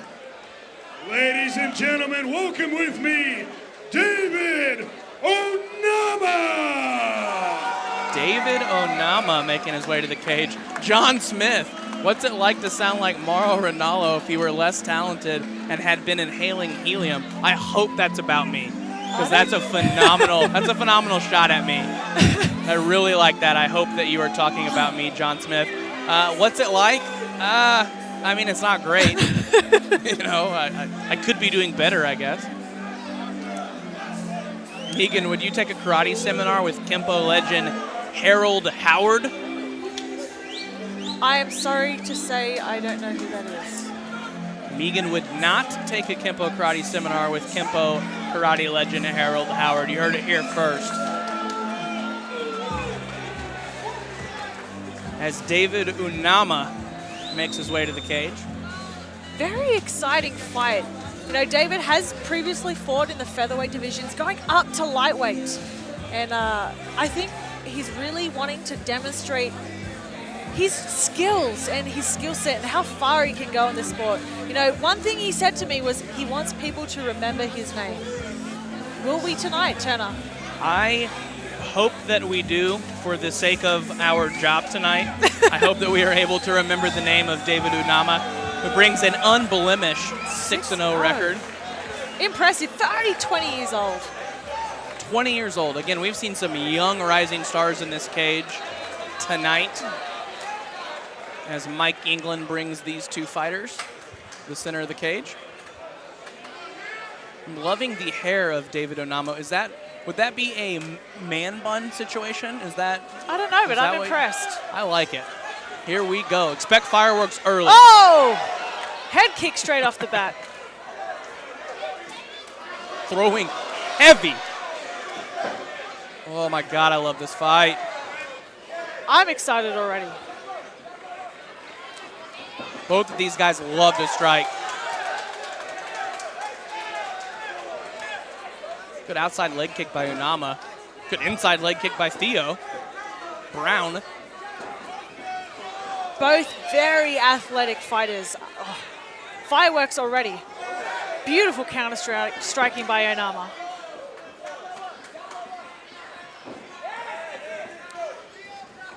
Using those feints. Oh.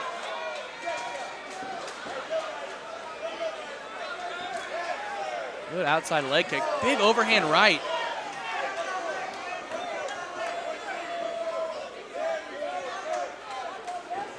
His boxing is just on point. Boom, good body kick, and that hurt Theo. Ouma on the kill.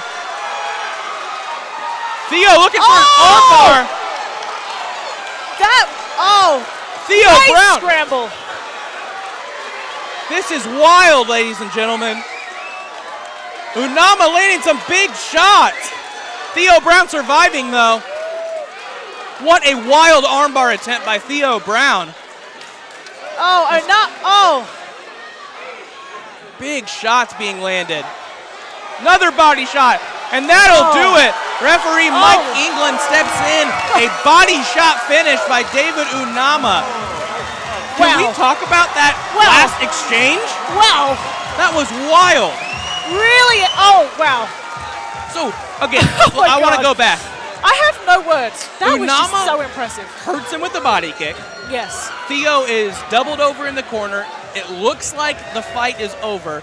He then slaps on a nasty armbar. Yes. That was very That deep. was very deep. Onama really had to scramble out of that. Otherwise, that could potentially have been fight ending. Absolutely. So let's watch this. Big body kick by Ouma. Theo Brown very hurt here. Goes in for the kill. Slaps on a nasty armbar. Ouma able to roll out of it. And again, Theo Brown surviving here. Ouma landing some big shots. He's surviving here. Theo Brown gets back up. Beautiful leg trip here by Ouma.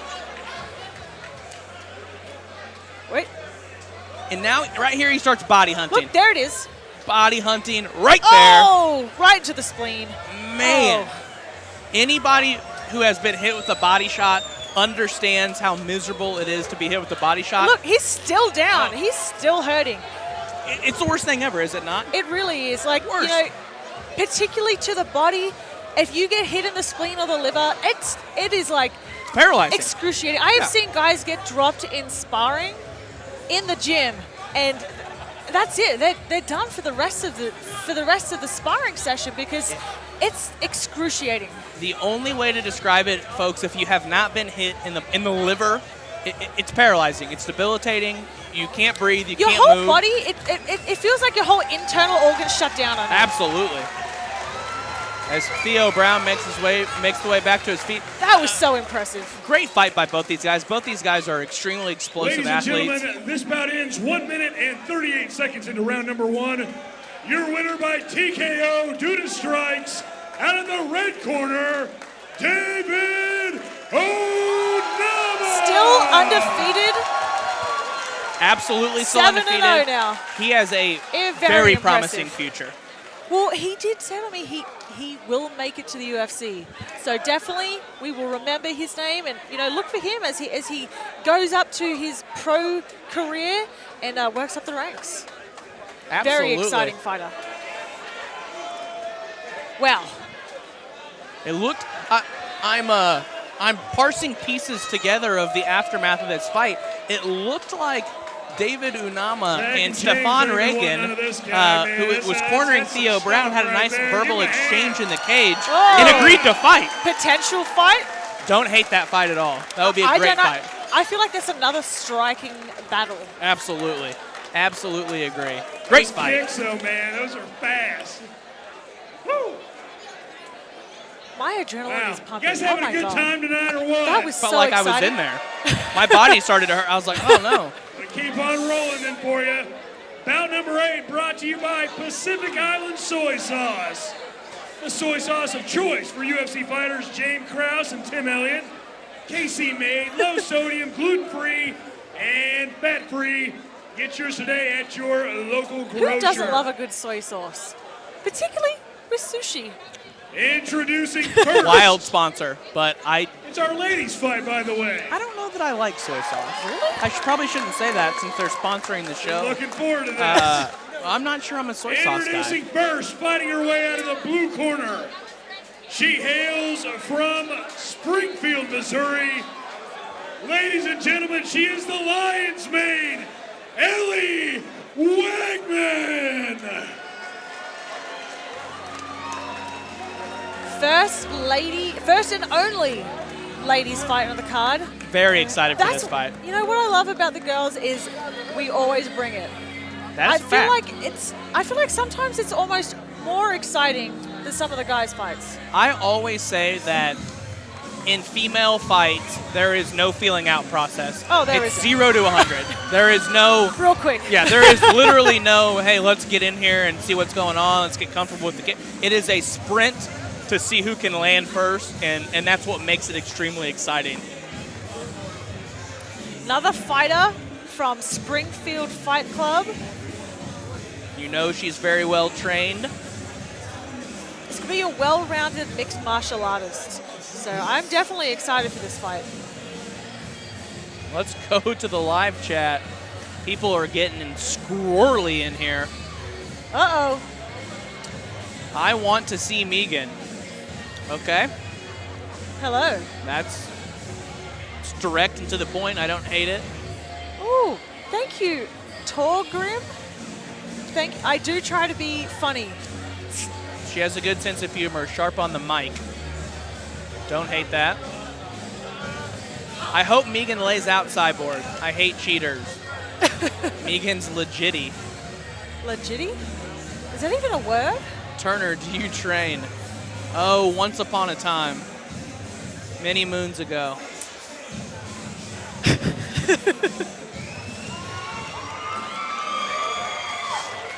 That's Arie Wagman, ladies and gentlemen. Her opponent fighting out of the red corner hails from Knob Noster, Missouri. Ladies and gentlemen, put your hands together for Amanda Byers. Amanda Byers. Did you know she is a firefighter in her everyday job? I did not know that. That's very impressive. That's great to hear. She is making her way to the cage with a slew of well-known mixed martial artists with James Krauss, Tim Elliott, and Bobby Cooper. That's not a bad corner to have right there. That's a dangerous corner. I would not want to be in a fight with if those three were coming at me. No, absolutely not. Absolutely not.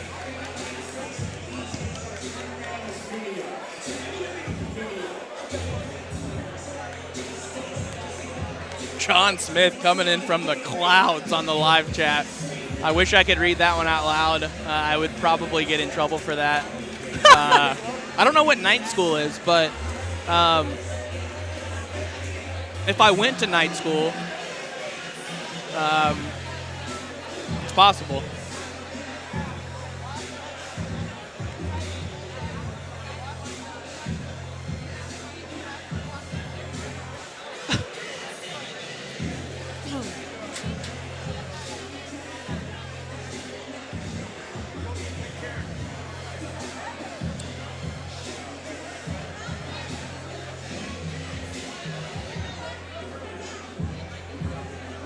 Megan, do you agree that if you are at least 5'4", you should be a heavyweight? No excuses. Any grown man can easily make heavyweight. I don't even. What are you asking me? I don't know. I didn't pre-read that question. I thought it was going to be real, so I just read it. Oh. Who do you guys have in the Canelo versus Chavez Jr. fight? I'm a Canelo guy. I hope Canelo wins, but I think it's going to be very competitive. Here we go. Our only female fight of the night.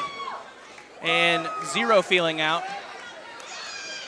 Both fighters looking very quick on their feet.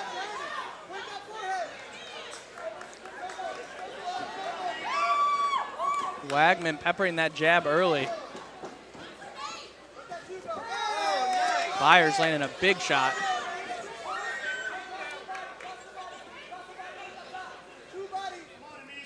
Hey! Beautiful combination. Definitely mixing up her head and body shots very well.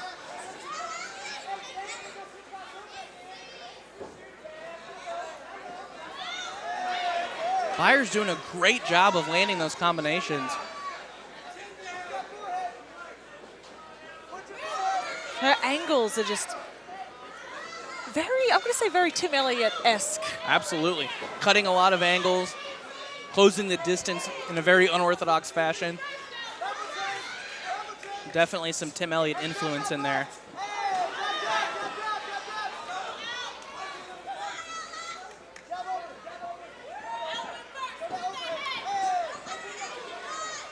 Nice counter by Wagman there. Just missed. Come up short. Byers loving that straight right to the body left hook.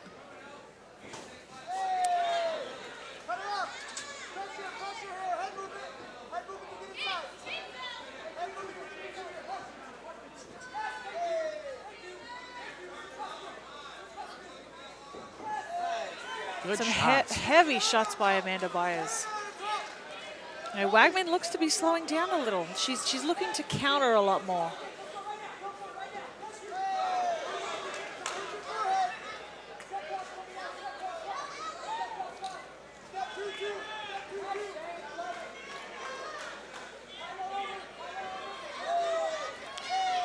Byers finding a lot of success going to that body.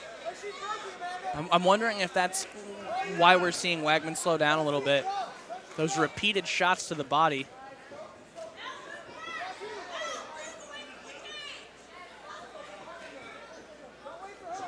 Amanda Byers really using those feints very well.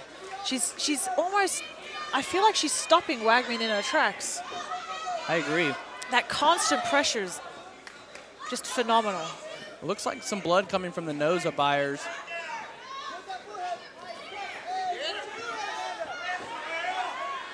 Byers throwing a lot of feints, and it seems to be freezing Wagman. Wagman attacking, on her own. She's really having success just pressuring and coming forward. Ooh, good left hand at the end of the round. At the end. Stunned her a little. Yeah, Stunned her a absolutely. little. Exciting first round by the ladies. Very competitive first round.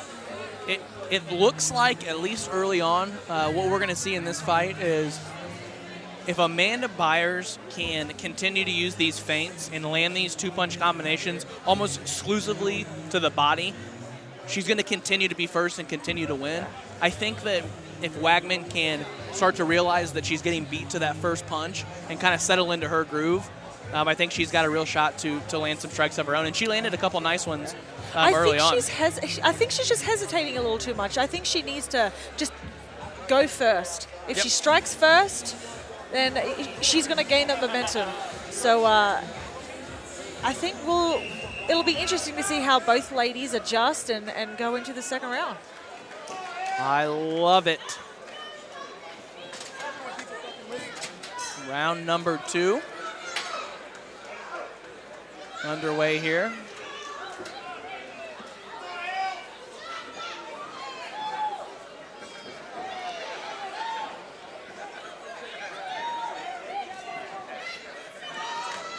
Ooh, there's a good shot landed by Wagman right there. Definitely.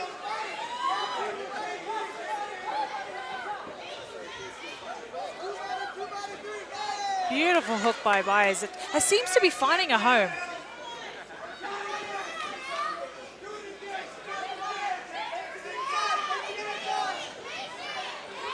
She's loving that feint, straight right to the body, left hook.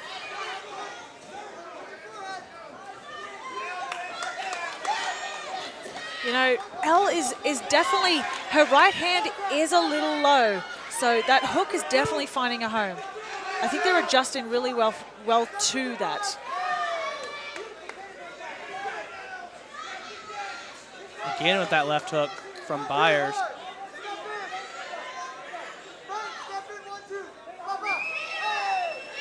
Nice counter by Wagman. Byers is just doing a great job of being first. It's exactly what we just talked about. It looks like she's freezing Wagman a little bit with the constant feinting. Great right hand. But she's just landing first. She's just getting to the punch first.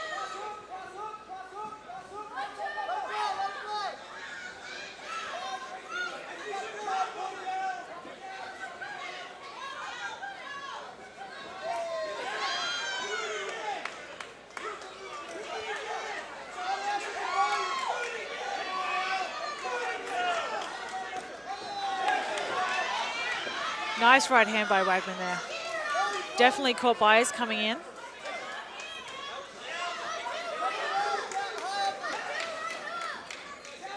Nice left hook by Byers. That left hook continues to find a home. Our first grappling exchange here. Oh, beautiful reversal by Byers.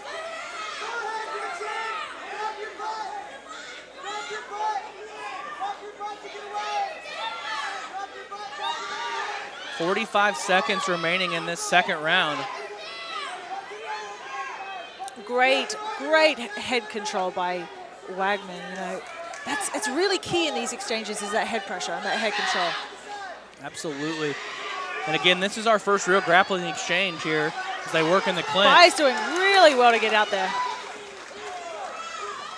Oh. Good right hand by Byers. She really seems to be getting comfortable in that cage. She's really finding her combinations and getting some solid shots. Now Wagman pushing forward in the closing seconds. Trying to win the round. Good exchange there at the end. The 10-second sounder in the building isn't very loud, and it's driving me crazy. I'm looking at the clock goes away when like 10 or 15 seconds left in the fight, and I'm listening for the sounder, and I can't hear it. And then the round ends, and I'm confused. That bobblehead on top of Wagman's skull must be distracting. The live chat, you guys are killing it. Please keep chatting. It's entertaining us. As the kids say these days, it's lit. The live chat is lit. You heard it here first. What does that even mean? Lit? Like fire? Like yeah. lit? Like a fire? Electric, exciting, fun. Some words maybe that would, some synonyms, I believe, of lit. And here we go. Just like that, we are starting round number 3 here. Wagman versus Byers. Wagman picking up, or Byers, excuse me, picking up the volume. Oh, beautiful left hand.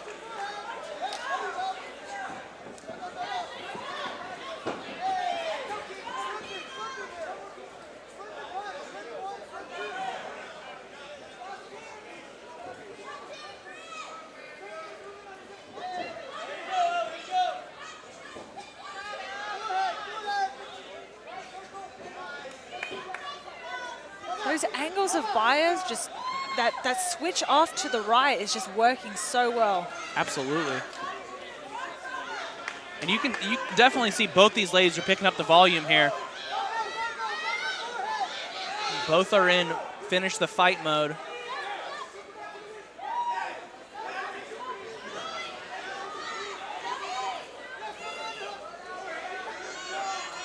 Great head control by Wagman.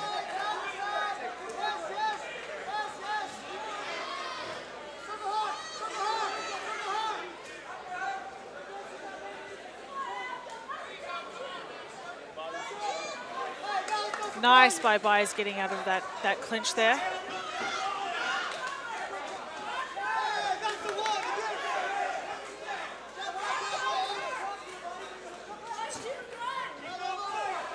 Wagman really going first now. She's kind of she's turning the tides. Absolutely. Almost. Taking a book out of Amanda's page. I said that the wrong way. No, I think that was right. Taking a book out of her page. Isn't it page out of a book? Who knows? As Byers. Nice reversal there. A little body lock activity going on.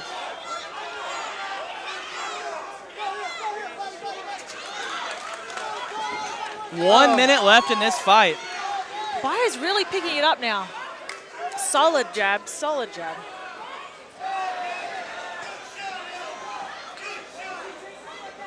She's really taking control of the center of the cage.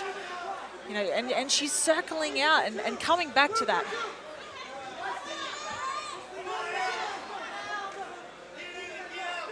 Oh, big left hand by Byers. You could hear that in the arena. Nice switch by Amanda.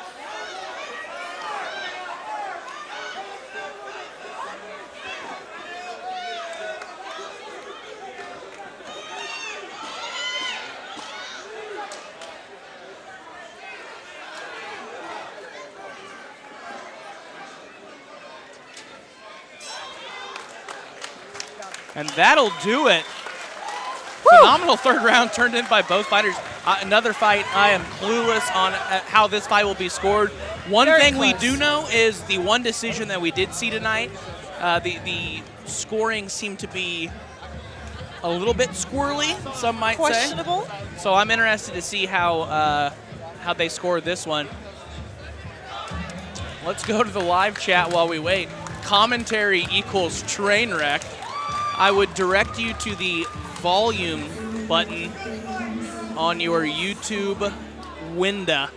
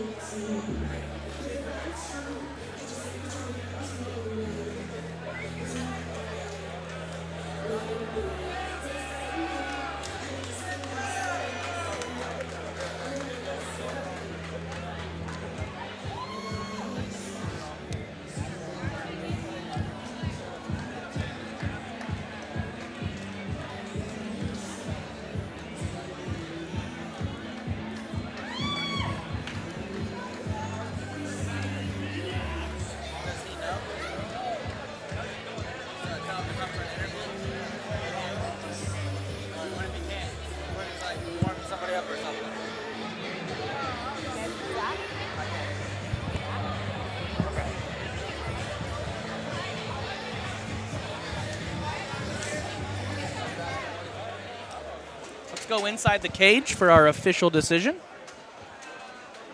Ladies and gentlemen, we have a decision. Judge number 1 scores this bout 30-27. Judge number 2 scores this bout 29-28. And judge number 3 scores this bout 29-28. Your winner by split decision out of the red corner, Amanda Byers. The split decision victory. Great win for Amanda Byers inside the Kansas City Fighting Alliance cage. Are you trying to beat out Tito Ortiz for the most awkward commentator? Challenge accepted. I'm going to try my best. I didn't know that Tito did play-by-play. I will have to tune in. Give both those ladies a big round of applause for getting in here, mixing it up for you. Fantastic job. Way to go the distance. Do you know what goon and durries are? I don't. Ladies and gentlemen, we have reached our final amateur fight of the night. Just as confused as you are. No, I know. That's you do? An Australian Oh, term. I thought you were. So goon is like presented by cask Sterling wine. Bowl. Very cheap, cheap wine, cask Okay. wine. And durries are an Australian term for cigarettes. Smoke. If you're from around here, it Gotcha. is a Learn something new Some every Australian day. terminology, fellas. I love that. I'm glad Welcome with me first. I'm glad that the live chat is educating Fighting out me. of the blue corner. He hails from Kansas City, Our Missouri. last amateur bout of the Ladies and evening. gentlemen, Michael Hoff.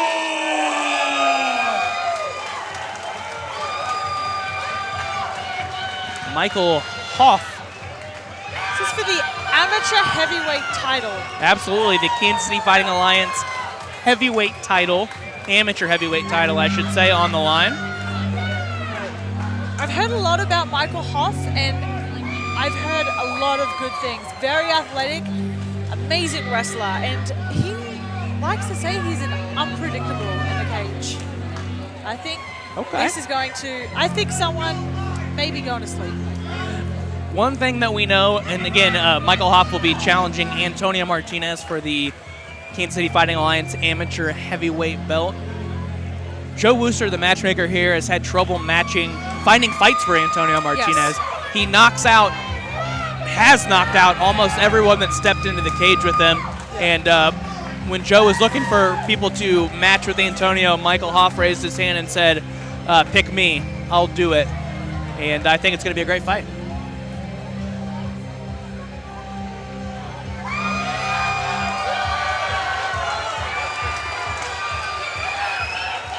There he is, ladies and gentlemen, Michael Hoff.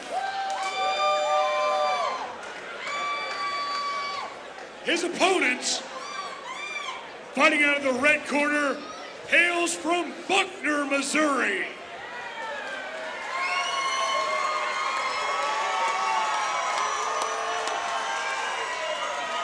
Ladies and gentlemen, Antonio Martinez!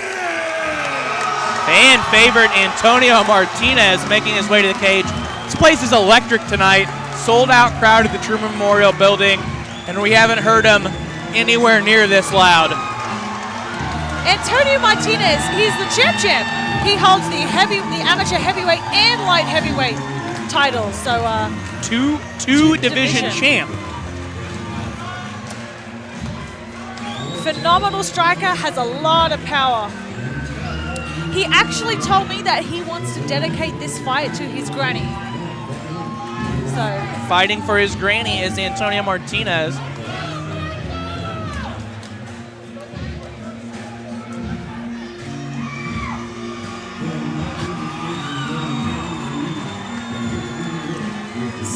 see more butts. Yes, I would do a Ask Me Anything on Reddit. Going to our live chat. I bet Turner smells like pizza. I did eat pizza today, so it's likely. I can attest that he does not. Do not smell like pizza. That is good to know. Again, pizza fan. I enjoy pizza. Who doesn't enjoy pizza? I would imagine some of the naysayers in this group chat who think the commentary is poor. Seems like they would be pizza deniers.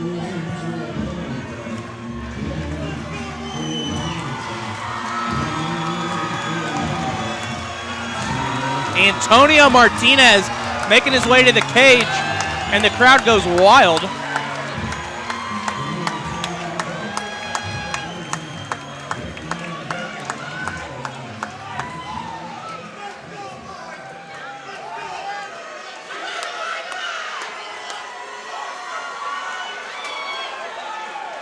Mike England giving some last-minute instructions. I can't stop looking at the group chat. Turner kind of sounds like Patton Oswalt. Don't hate that. And let's get back to business here. I will take my eyes off the live chat for a couple seconds. Kansas City Fighting Alliance heavyweight title on the line. Hoff versus Martinez. Big leg kick. Oh! There's that power we spoke of earlier by Martinez. I hate the cliche that it only takes one, but in this fight right here, it will only take one. I did not know that he could get his leg up that high. It was pretty wild. Hoff saying, come on. He said, man, that did not hurt me.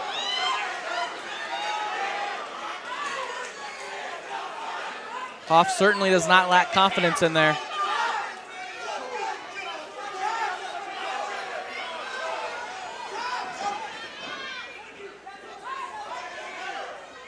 Oh, big right hand. And Hoff throws one back.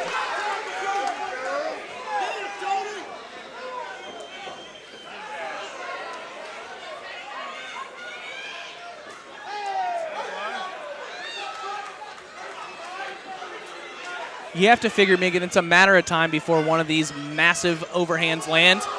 Good body kick landed by Martinez. I was literally just thinking about that. I feel like something big is about to happen, and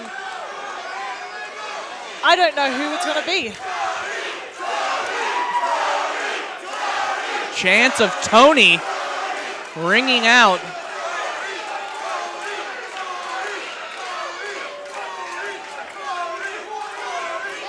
Big right hand. Antonio Martinez. Going to the body. Oh, big right hand. Hoff is hurt. Oh, my God. And lands a phenomenal takedown. Reversal.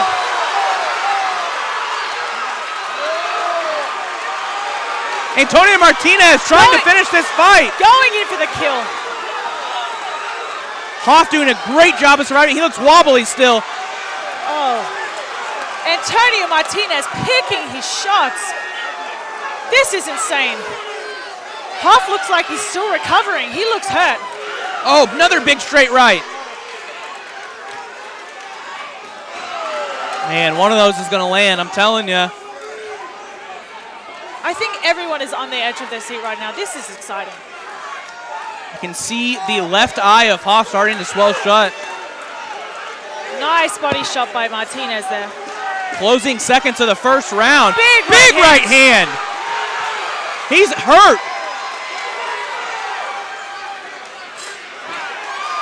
Great display of toughness from Michael Hoff, but all Antonio Martinez in that first round. Oh my God. That is just the heart of Hoff, but the boxing of Martinez, that was insane. He landed a ton. He landed punches at a ridiculous volume right there, and Hoff was able to survive. He was definitely rocked. You could clearly see it, but he was able to gut through it, and I'm very excited for the second round. See what the live chat is saying. First death in MMA coming up. We hope not. Kick his liver.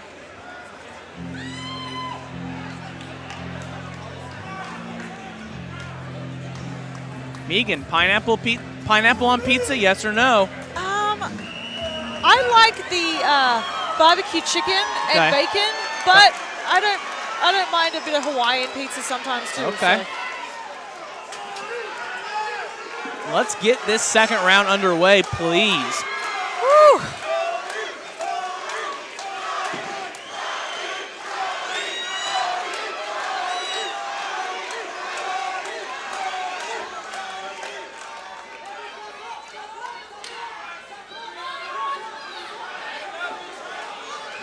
Oh, big body kick. Those kicks are just phenomenal. Deafening in the building. Oh, Hoff throwing a massive overhand right of his own.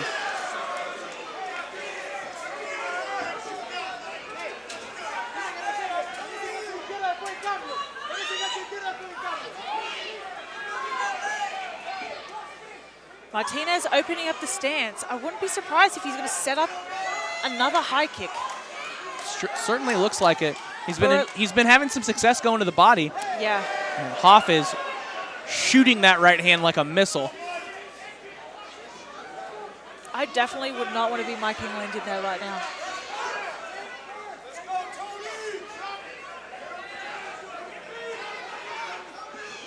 Big body kick, and that hurt Hoff.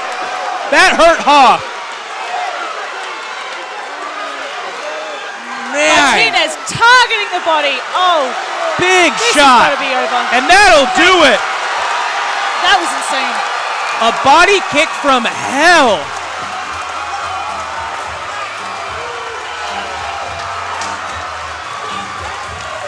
You said it, Megan. It looked like he was setting up a kick of some sort, and that body kick, I wish everyone listening could have heard that, listening and watching could have heard that in the building, because it was wild.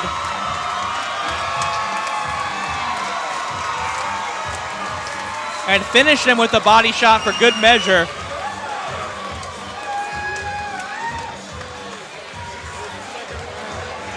Wow. The crowd is still chanting Tony. Wow. There's a reason why Antonio Martinez has been able to defend both belts. His striking was phenomenal. He mixed up his shots to the body, shots to the head. He was so intelligent, really pacing himself this fight. You know, he's been known to rush in and just want to strike in the pocket, but he really showed his growth as a fighter. Phenomenal display by Antonio Martinez. Let's go inside the cage and make this thing official. Ladies and gentlemen, this bout ends 1 minute and 21 seconds into round number 2. Your winner by TKO due to strikes, out of the red corner, Antonio Martinez. Matchmaker and owner Joe Wooster putting the strap on Antonio Martinez. Well deserved.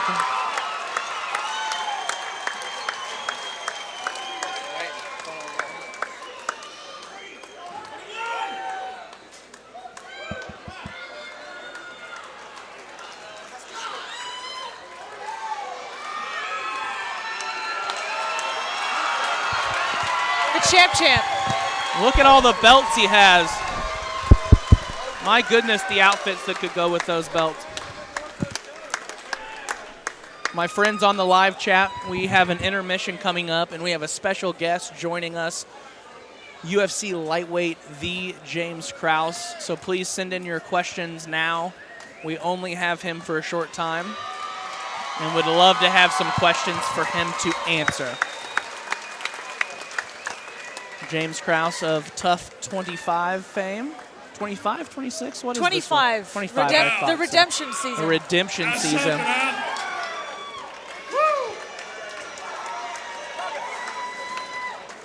Ladies and gentlemen, we're going to take a brief intermission. Come back with 3 professional fights for you. Now grab yourself a cold Budweiser, Bud Light, food, whatever. On the way out there, stop by Central PCS. The unlimited content, $8 $40 a month. Not going to get your new Metro PCS phone. Go to KCCars.com. Take a look at Carvey Auto Works. New and used vehicle inventory. Ladies and gentlemen, now is a great time to buy a car. The Carvey will take good care of you. Quick pause. We'll be right back with 3 pro fights. Stick with us. All right. Thank you for hanging with us at Kansas City Fighting Alliance 23. We have a brief intermission before the pro portion of our card kicks off. And we have a special guest sitting with us, UFC lightweight James Krauss, also can be seen on the Ultimate Fighter Redemption Series. James, how are you? Hola, amigo. Is his Hola, microphone amigo. on? I just cornered Tony, so He just cornered Tony, and I'm he sharpening is. up on my Espanol. I like that. So, again, we don't have you very long. We want to jump into it. We got some questions from the live chat. I first want to ask, Is his mic on? Let's double check that first. is his mic on? Check Can one, you guys two. hear James Krauss? Check 1, 2. I can hear him, so we will assume that it is on. We had Tim on earlier, Tim Elliott. We asked him about his experience on Tough. What was your experience like on The Ultimate Fighter? I got everything that I wanted to get out of the show. I feel like that, I mean, ultimately, however you view that is what you're going to get out of it. I mean, it was definitely a life-changing experience because I feel like that on that show, it's a glorified prison, and I don't mean that in the sense of like a negative light, but I feel like you're on that show and you have a lot of free time. And you really get an opportunity to kind of, unobjectively look at different things in your life and decide what's important and what's not. Because for me anyway, I was able to see things that I thought were important that weren't. But whenever you're away from all of everything, pretty much anything you know and love for 6 weeks, you really figure out what's really important to you and what's not. And honestly, I think you can ask a lot of the people around me. Megan could probably vouch for me, but like I feel like, honestly, I really feel like it changed my life in a positive manner. Without revealing too much, what's next for you? Yeah, I mean, it's hard to tell, you know. I can't really say that without giving anything up. But I mean, my first fight on the show is this coming Wednesday on Fox Sports 1 at 9 p.m. My fight with Johnny Nunez will be there. So my first guy missed weight, and then so I had to wait a little bit. But my first fight on the show is this coming Wednesday. All right. I know we don't have much time. I want to get to the fan questions. Let's see what we got here. Did Julian Lane bang? Hey, I'll tell you what, man. He was the guy. Like, if somebody would ask me, like, who do you think is somebody that you're not going to connect with on the show most out of anybody else there, he would have been the guy I picked. He was a really cool dude on the show. He was one of my favorite guys there, and honestly has made some really awesome improvements in his game, and he shows it on the show. I mean, he's good. He's gotten a lot better, and he's an athlete, great guy, hard hitter. He's got a great guillotine. Yeah, so I mean, he's solid. He's gotten a lot better. He's made a lot of improvements, and I think his fight on, I think his first fight on the show will silence a lot of those critics. What was your impression of Dwayne Ludwig? Did he try to sell you any peanut butter? No, I don't get that. I mean, I know the story behind it, but no, we didn't get a peanut butter sales pitch or anything like that. Great coach.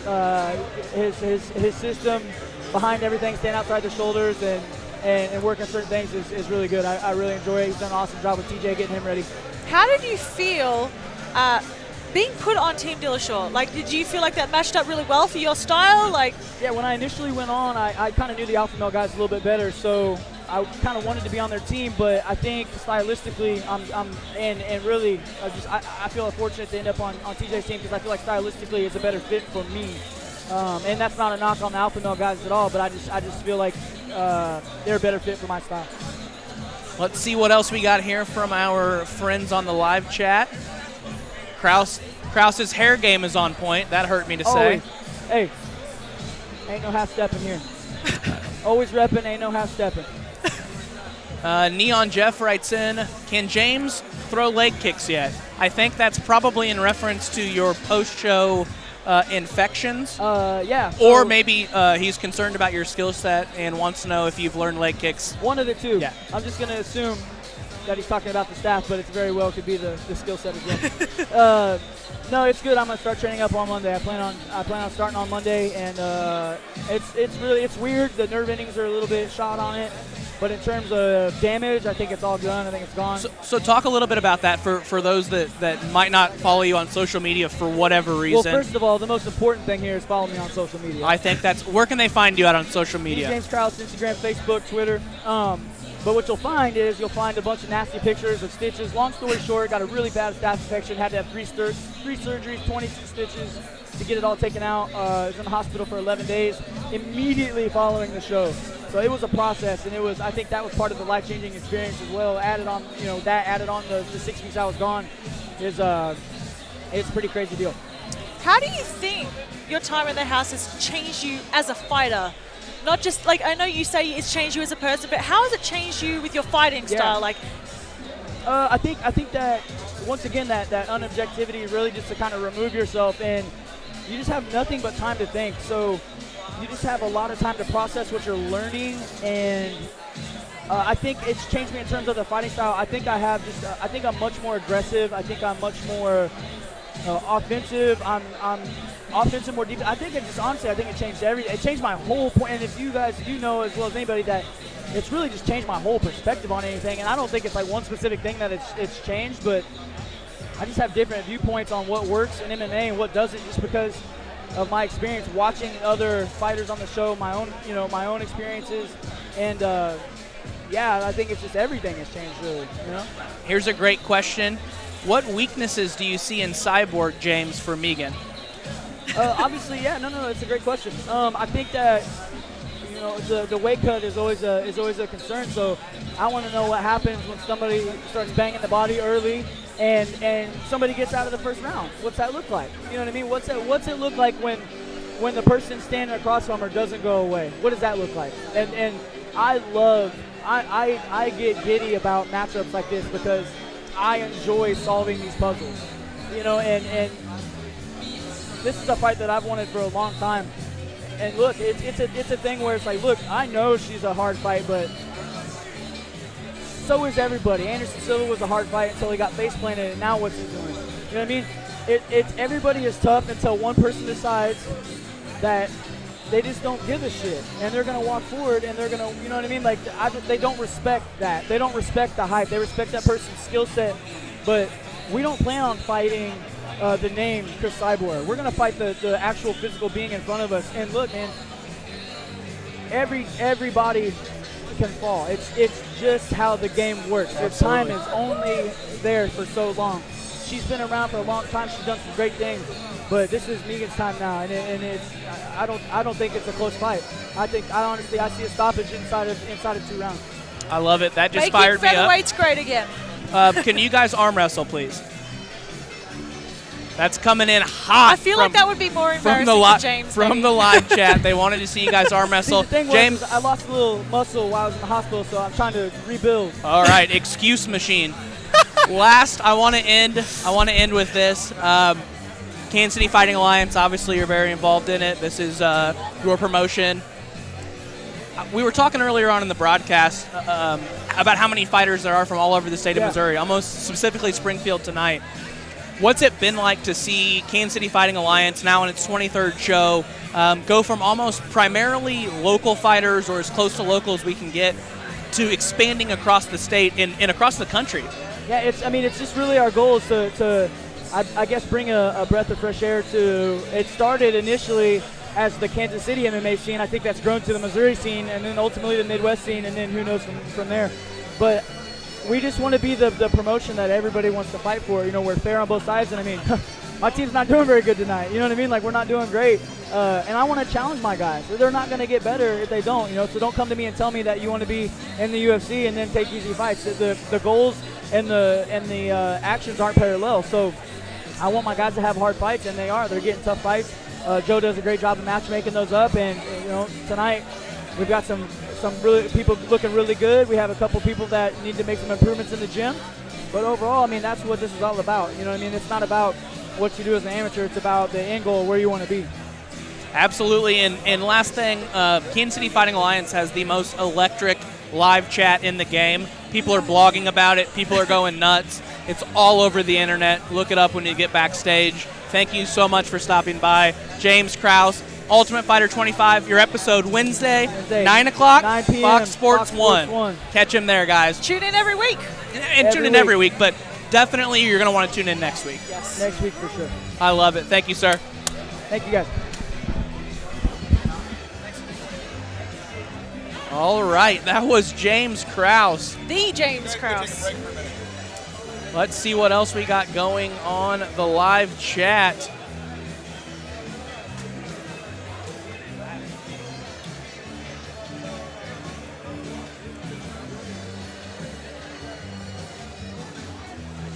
I'm really digging this music. Bit of Elton John playing.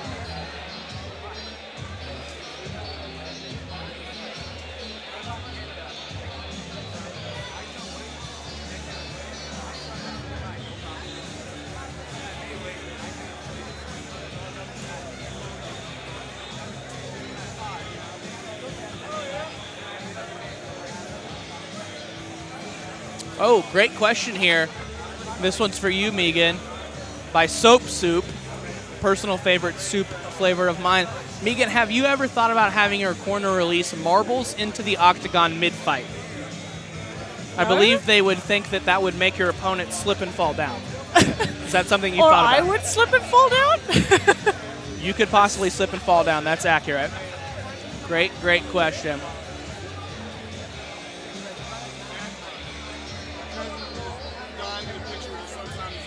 Shout out to Canada. Megan, how are you such a badass? I don't know. You know, like, I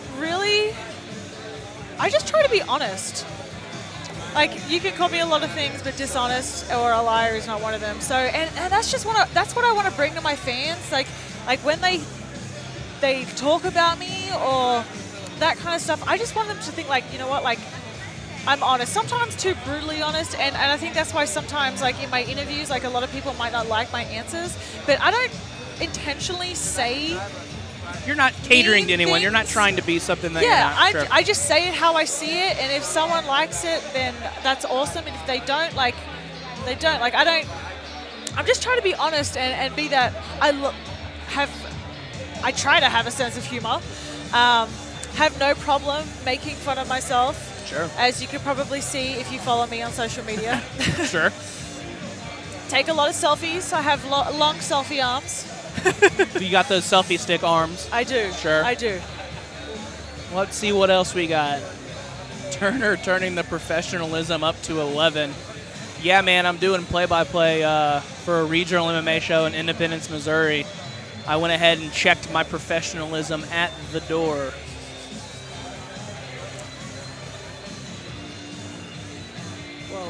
Megan sounds like the Crocodile Dundee. Oh, I didn't pre-read that one. I gotta start pre-reading these.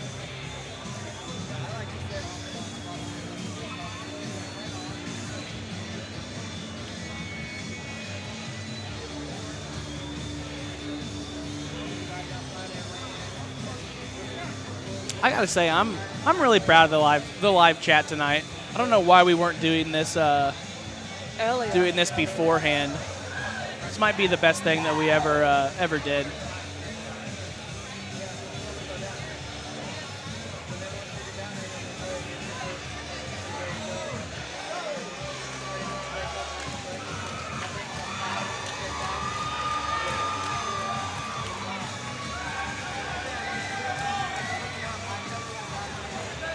At Turner, do you eat corned beef? Not a corned beef guy. Good to know. Ladies and gentlemen,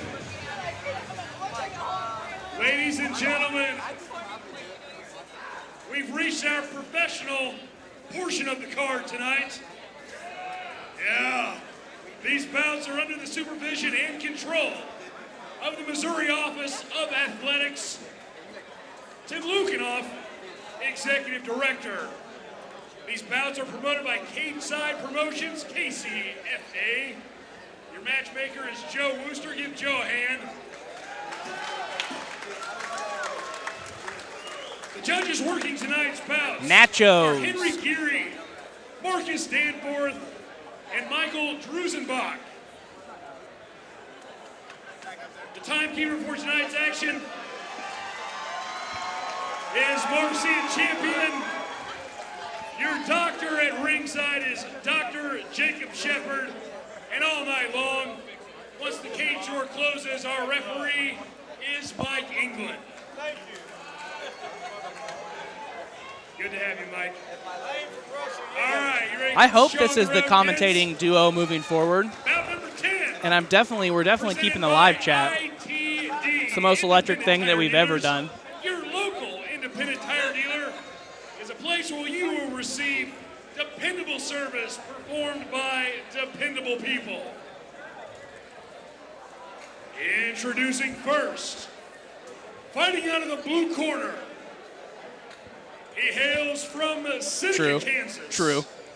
Ladies and gentlemen, put your hands together for Nathan, the Cowboy Goson.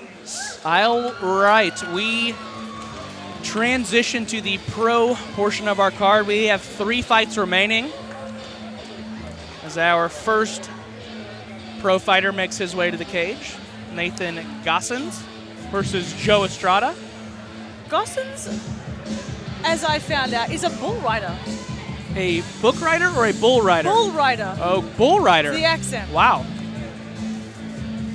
Which is very interesting. I've very never interesting. met a bull rider before. Have you ever met Donald Cowboy Cerrone? Oh, actually, I have, yeah. All right. Well, you have met a bull rider then. Does he do it like all the time though? I don't Or it's think just so. like a one-time thing. Probably like a 1 or 2 time thing. Megan and Turner sound like a crime-solving duo. Fancy myself as a modern-day Encyclopedia Brown.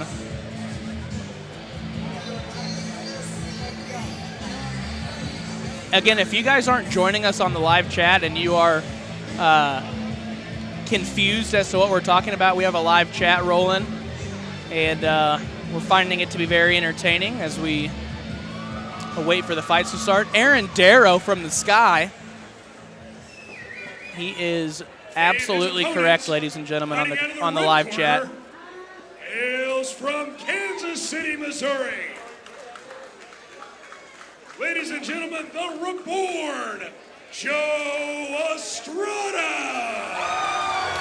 Joe Estrada making his way to the cage.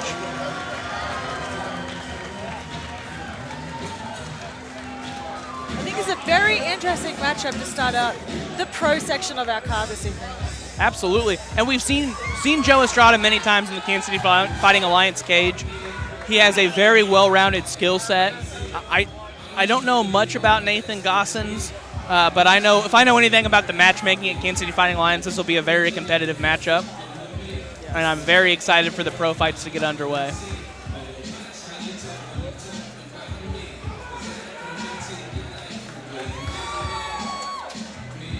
Let's go to the live chat as we wait for Joe Estrada to get his last preparations into the cage.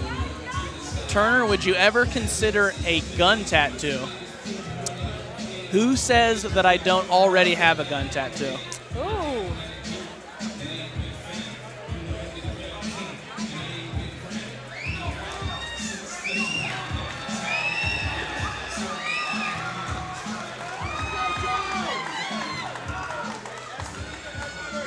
We do not know of any other regional promotions that stream live on YouTube. This is by far and away the best promotion, and we have to thank MMA Futures for putting on this wonderful stream and giving us the opportunity to talk at you as our first pro fight of the evening gets underway here. Joe Estrada versus Nathan Goson.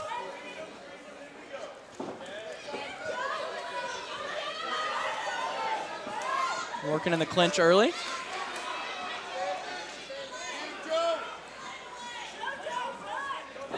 Good throw by Goson. And reversal by Estrada. Estrada's able to end up on top. Wow. Both hooks in. Great scramble.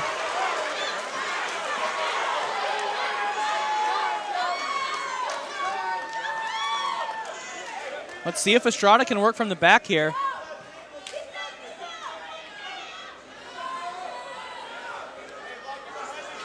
Oh, he seems to be finding a home. Very, very early on. Again, these pro fights, these are 3 5-minute rounds. So Joe has a lot of time to work here. He's really doing a good job of flattening him out here. This is really going to make it hard for Gosons to be able to establish a base and work up. Let's see if Estrada can mount some offense here from the back of Nathan Gosons. Working some elbows there. Big elbows. Oh.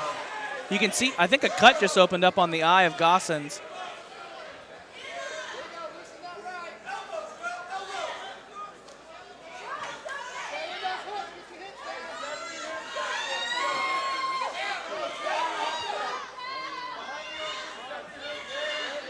Estrada just making Gosons feel his weight here from his back.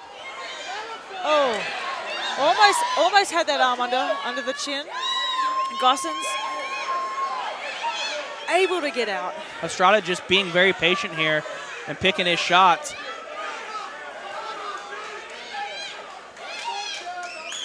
Some solid strikes there from the back by Estrada. Lots of time again for Estrada to work. Almost 3 minutes left in this first round.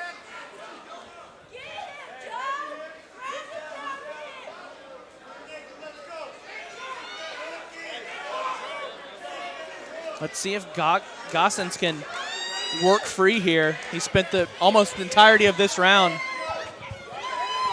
with Joe Estrada on his back. And he's able to scramble back on top. Beautiful transition. And now he works to the, oh wow. Beautiful fireman's carry by Estrada, straight into offensive striking. Great scramble by these two.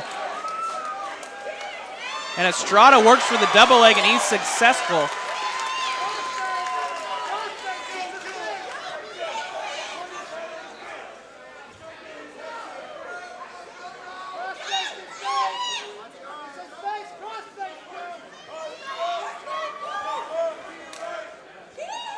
Estrada, you really using the cage to his advantage here. You know, putting Goson's head against the cage is really minimalizing his offense from his back. Staying heavy, top control, is picking his shots. Let's watch Estrada work from top here.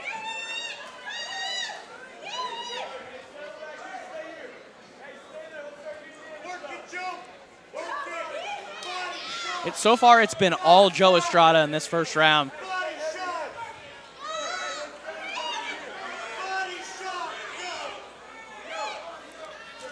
Goson seems to be going for a guillotine here. He's holding on to it here while Estrada's in half guard.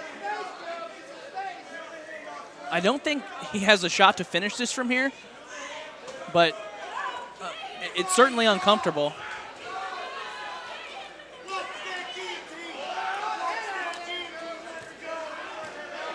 Big body shots here from Estrada.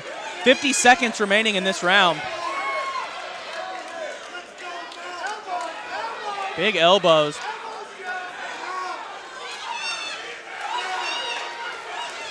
Oh, big right hand. Estrada's finding a home for that right hand. And he's just being very patient here. He doesn't need to throw high volume. He's landing big shots. Right there, he's doing a great job.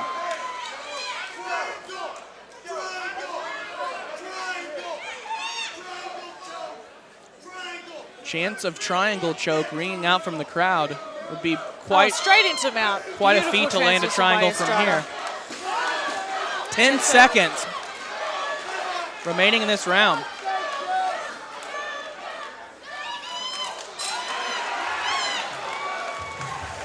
Great end of the round by Estrada. Great entire round turned in by Joe Estrada. It was all Joe Estrada from the beginning.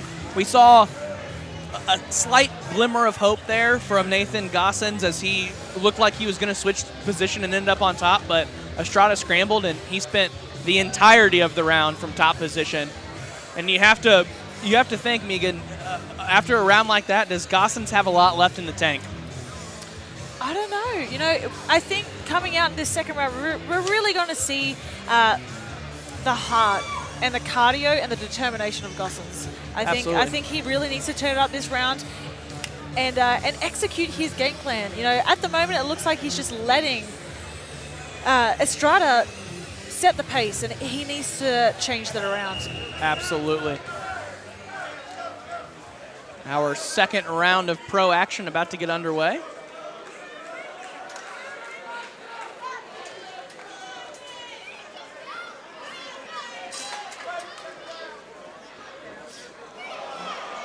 The old fake glove touch, and now the real glove touch. An electric factory in here.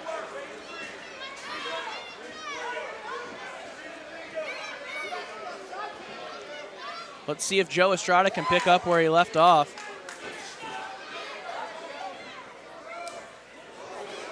Oh! Gossens landed a big right hand there. And Estrada. Solid takedown straight into mount. And it looked like when Estrada shot for that double there that Gossens was going to catch him in a guillotine, and Estrada did a great job of working his head free as he put Gossens on the mat. This is not looking good for Gossens. He really needs to change the tide. He really needs to start mounting an offense because he's almost letting Estrada do what he wants. Absolutely. And the biggest difference in these 5-minute pro fights, Estrada has a ton of time to work here. He doesn't have to be in a hurry. He can be patient. He's got a ton of time to work. And he's continuing to pepper away at the face of Nathan Gossens.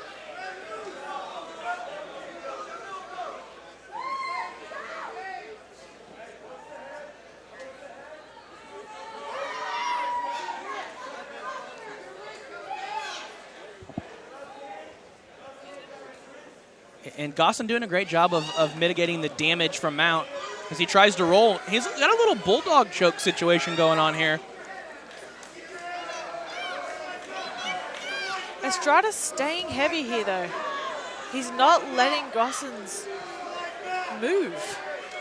Like, as he, sinking in the grapevine, it's, it immobilizes the legs. It's really hard to move from here. He has to, extract his legs to be able to do anything. Absolutely. It looked like momentarily that Gossens was going to end up on top. And instead, Estrada works to the back, and he's landing some big elbows now.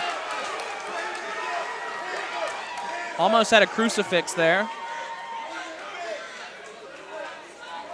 This is some really great transitioning from both gentlemen here.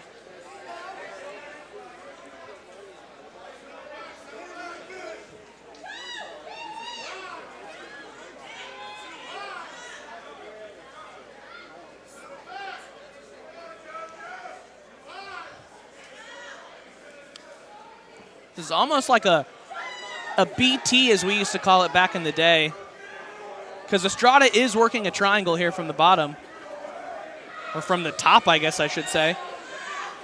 He does have a triangle in here. He's looking for the reverse. And he's able to slip Gossens out. Comes out the back. Shout out to anyone out there listening or watching that knows Josh Bernal, the king of the BT.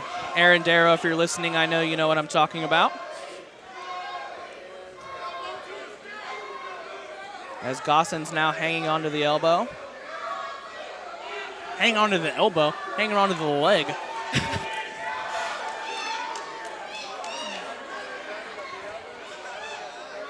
Gossens seems to be just hanging on and not trying to work. It's giving Estrada time to pick out those shots, to land some solid elbows there. Absolutely.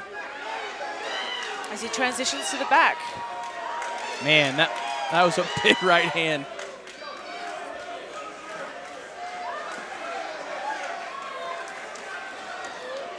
Estrada successful on another takedown attempt.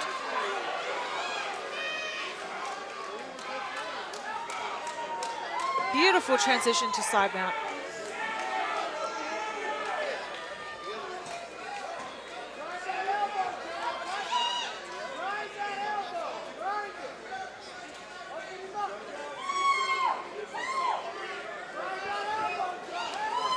.30 seconds remaining in round number 2, and it has been all Joe Estrada.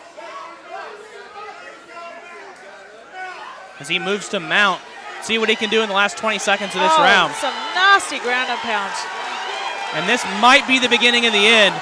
Mike England taking a very close look here. 10 seconds. Let's see if Goson's can hang on.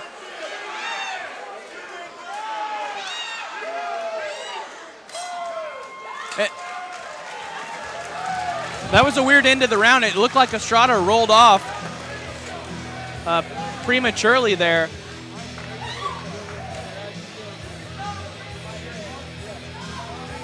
It's been all Joe Estrada so far. Gosons does not seem to have an answer for the top game of Joe Estrada.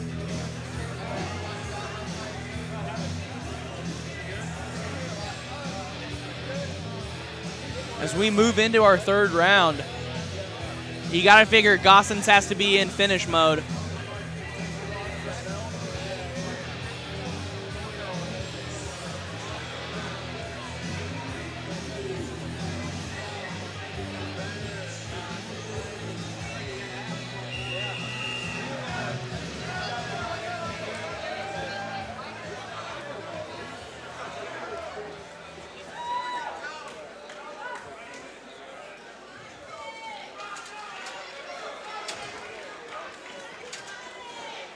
Our third and final round of our first pro fight of the evening. You'd have to think Gosons needs to go in to fight finish mode now. He really needs to pick up the pace. He certainly needs a finish to win this fight. Gotta wonder how much he has left in the tank. Oh, solid body kick. That looks like it hurt him a little.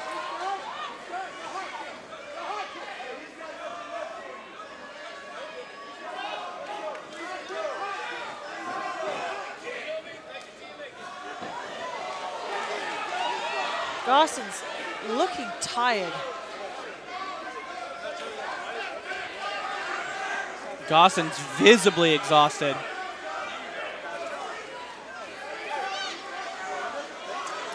Does he have much left? Oh! Crazy jumping head kick. Wow. Wow.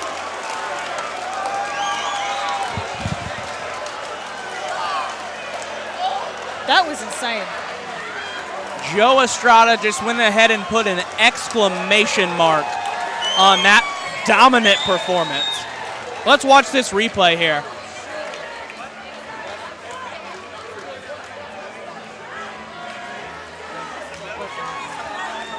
Goson's hands are down. He's just visibly exhausted. Oh.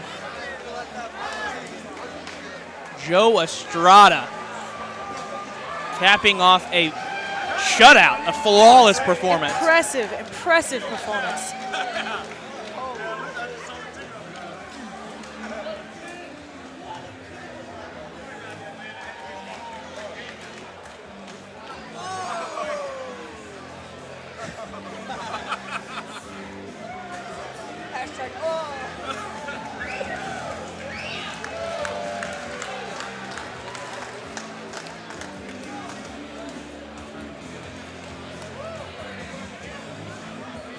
Not a bad first pro fight. Highlight reel finish for Estrada. A highlight reel finish indeed. Very, very promising start to our pro section of the card. Absolutely. And these next two fights are sure to have fireworks. We talked about it earlier in the broadcast. I think it's important to bring up again. This next fight is going to be absolute fireworks.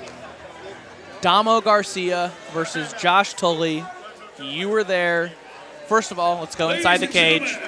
I want to continue that point, though. 49 seconds into round number 3. winner by knockout due to kick out of the red corner, Joe Estrada. Great win. Joe Estrada pitched a shutout tonight. Just a dominant performance from start to finish. Absolutely. Very impressive. So I want to go back to the co-main event here that's coming up next. Two guys, tons of knockout power between the two of them. Well, let's actually go inside the cage. There was that kick there, and you threw a little smile after that. Did that change things for you? Yeah. The past month and a half, been doing nothing but Thai, karate, push it up, do a showdown. Was Cowboy, is he everything you thought he'd be? I didn't do any research on him. Just came out swinging. Heck of a fight, Joe. Joe Estrada, everybody. Wild interview. All right, we keep rolling. Bout number 11 brought to you by Nick Abick Insurance. Is your all-in-one stop for all of your insurance needs. Doc is ringside. We're ready to go. First of all, fighting out of the blue corner, he hails from right here in Independence, Missouri. Ladies and gentlemen, your hometown boy, Joshua Tooley. Josh Tooley making his way to the cage. So back to my story. Last night, weigh-ins, the fellas, Tooley and Garcia, weighing in. There was a minor altercation, verbal altercation, that occurred between these two young men. And I'm going to tell you right now, both of these guys want to fight the other one, and lucky for them, they will get the opportunity to. Big following, both of these guys locally. I would expect the crowd to be as loud as we hear it tonight as Josh Tooley makes his way to the Kansas City Fighting Alliance cage.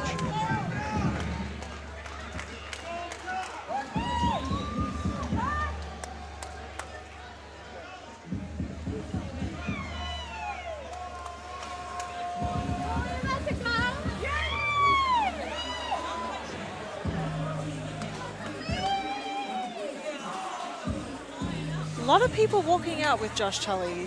He has a village walking out with him. Several people. The commission not loving it. Let's jump into the live chat as Josh Tooley gets the last minute instructions from the commission. Turner selling Wolf tickets. How am I selling Wolf tickets?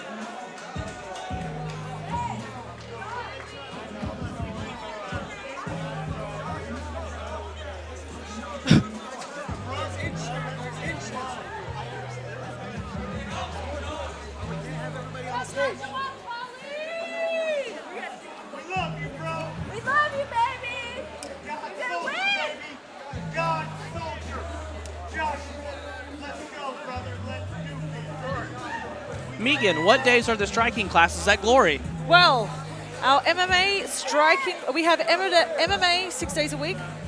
The striking portions, Monday night, Tuesday, and Thursday night. You heard it here first. Come learn how to strike from Megan Anderson.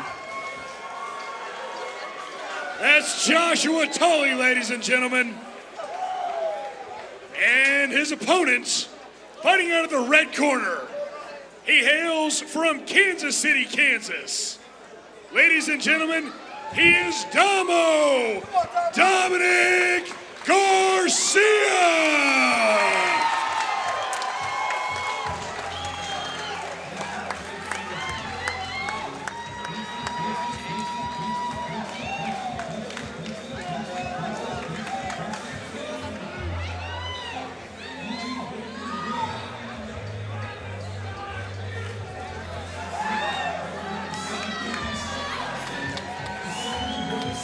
I will ask that man to stop cussing.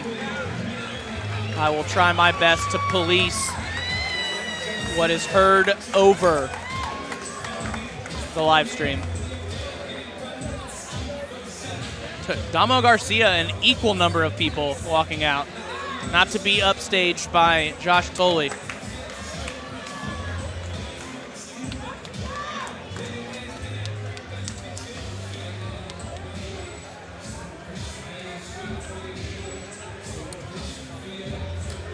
I think the atmosphere just changed in the room. I'm so excited for this fight. People are standing up. There is not a single person in their seat here. And this is a fight that we have all been looking forward to since the little scuffle, verbal altercation at weigh-ins yesterday.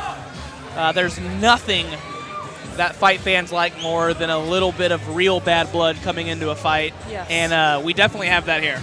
We definitely do. I think both these guys really don't like each other, and I think this is going to be a brawl. I agree.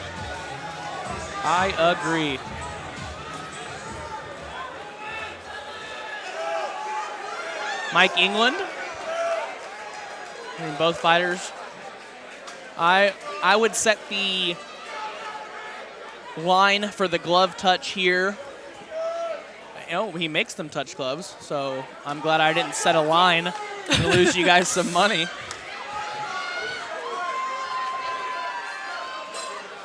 Here we go.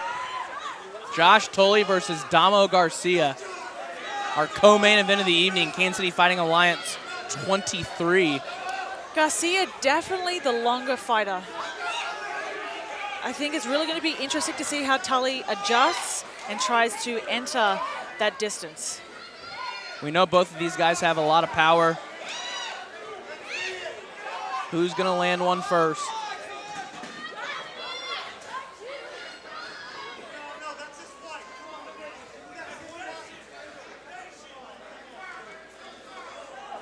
Already having some issues with the crowd control here.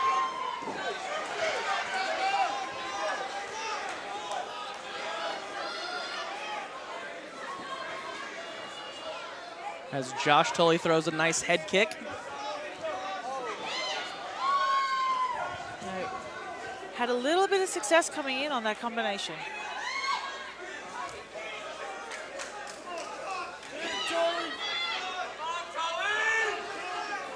Definite feeling out process here. I know both of these guys respect the other's power.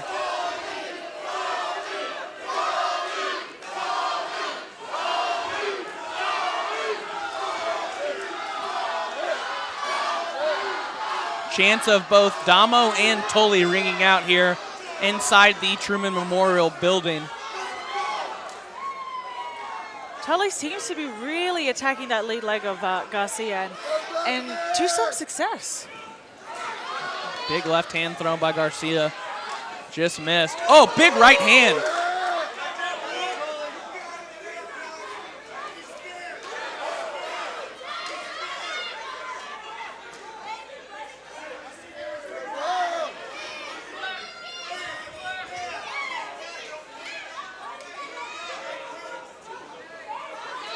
Garcia seems to be really loading up that left hand.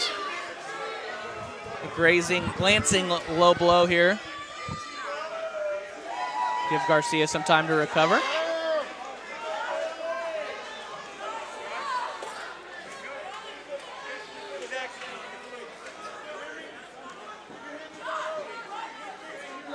We resume action.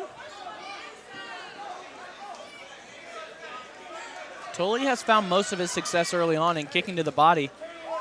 As he switches it up to the head.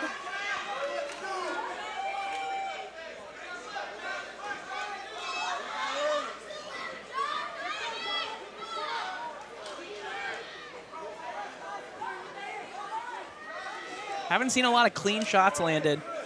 Again, both of these guys certainly respecting the power of the other.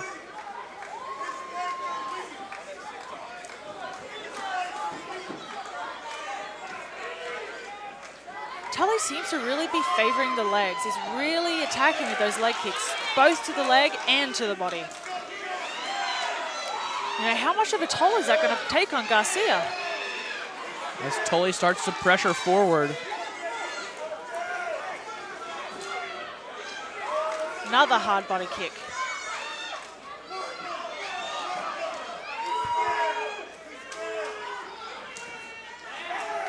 Tooley having some success peppering the leg of Garcia here.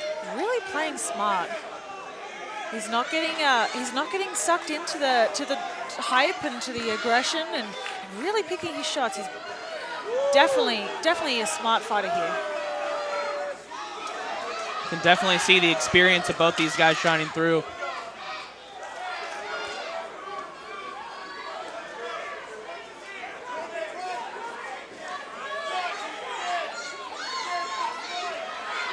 Some good shots landed by Garcia there. First real volume of the fight from Garcia. Garcia is very much a counter fighter, and I think Tully knows that, so he's really trying to bait him in and counter Garcia. Absolutely. He's trying to make him pay for coming in and trying to close that distance.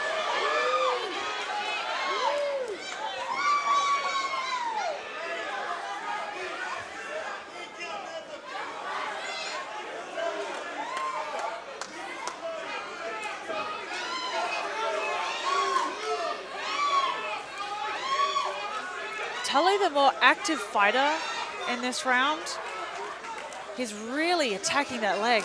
Oh, another good leg kick.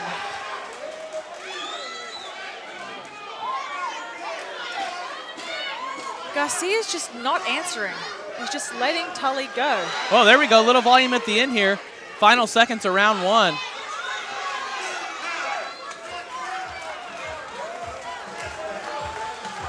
Little stare down activity at the end of the round. Again, a very tough round to score.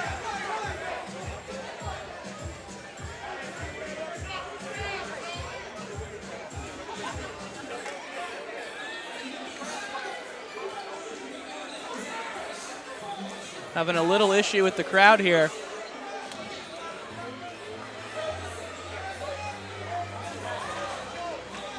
Having to remove some fans.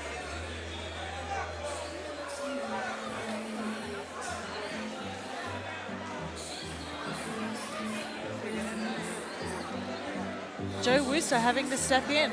Joe Wooster having to do a little crowd control.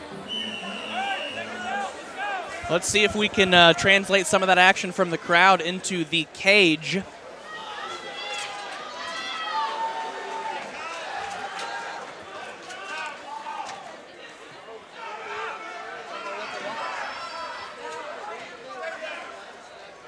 Little water being taken care of.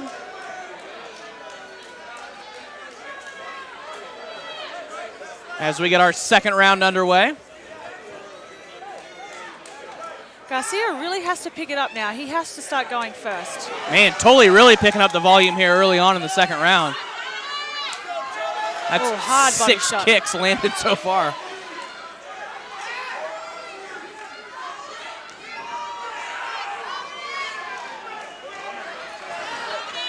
Garcia trying to land that left hand.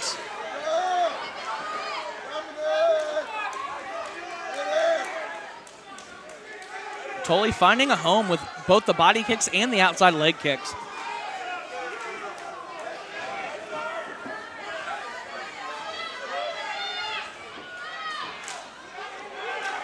No more free kicks, Tomo!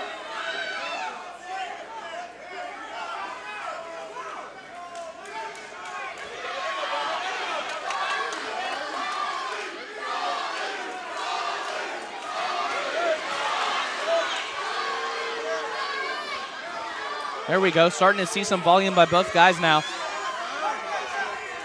Damo's doing a great job of keeping Tooley's back on the fence and not letting him move forward. Yes. He's really controlling the center of that octagon, but he's not really attacking very well. He really needs to capitalize on this.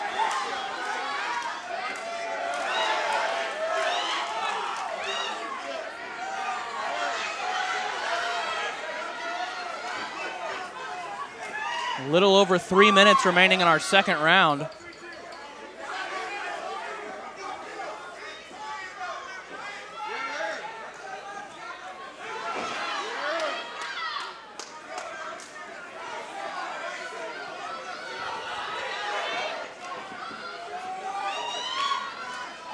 Good straight right hand by Josh Tooley. He's really starting to fire off a really good offensive here. Settling in. He's really judging Garcia very well.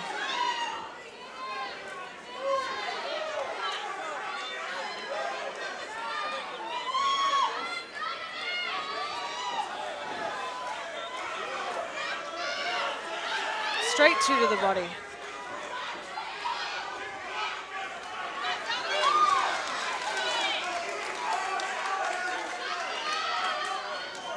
Again, Tooley finding a lot of success with those body kicks.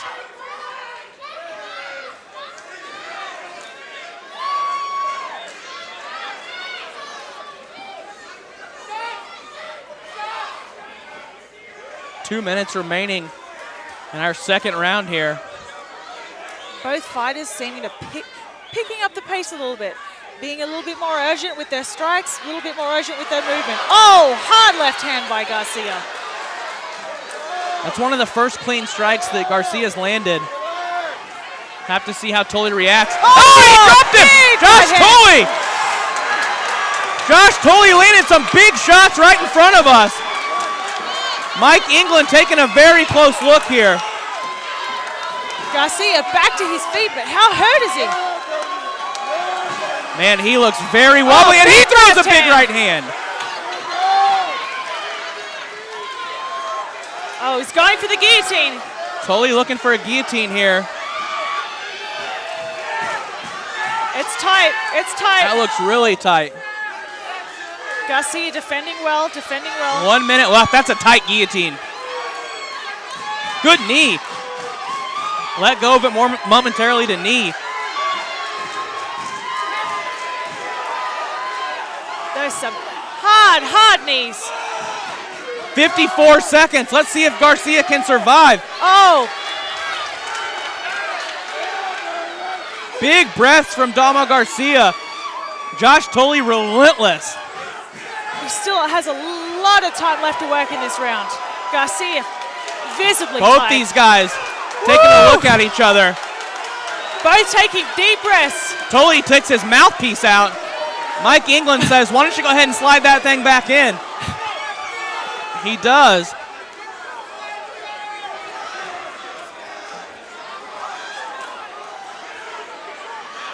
Both swinging leather. Big left hand by Garcia.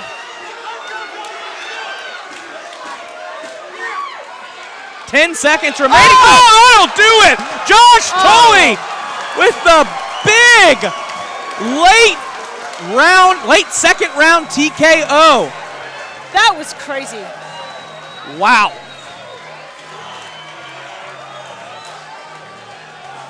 The fans of Josh Tooley cannot contain their excitement. Both fighters visibly tired at the end of that round.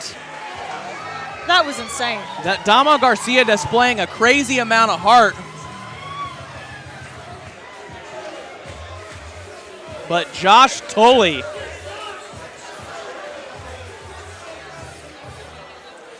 great win for Josh Tooley. Again, we're having some crowd control issues. The fans of Josh Tooley super excited, as they should be.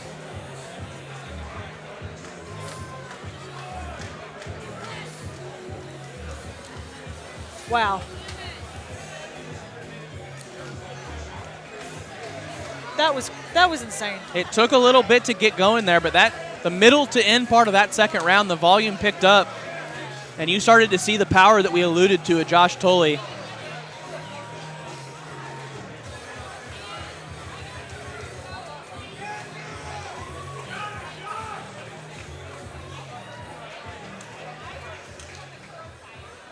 All right, let's get both fighters to the center of the cage, please. Ladies and gentlemen, this bout ends 4 minutes and 55 seconds into round number 2. Your winner by TKO due to strikes, Joshua Tooley. Big win for Josh Tooley in this co-main event. We definitely knew that this fight was going to be fireworks, but it definitely a good display of respect here by both these guys. Had a little issue at the weigh-ins yesterday, and they were able to settle their differences inside this cage. And that's what mixed martial arts is about. It's you can have your issues outside of the cage, but both of you are going in that cage. You're going to essentially beat the other one up, and it takes heart, and you need to respect what you both have just poured into each other, blood, sweat, and a KO. Absolutely. No, it's certainly one of the best ways to solve any differences you may have with another human being, and it's good to see that these guys were able to find some good at the end.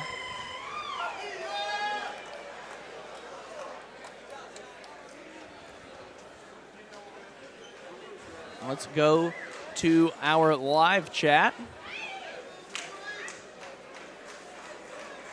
Knocked him out with kitten mittens. Ladies and gentlemen, we've reached that point of the evening, Charlie our Kelly. final fight. As we approach our main event of the evening. Bout number 12, presented by the McCarthy Auto Group.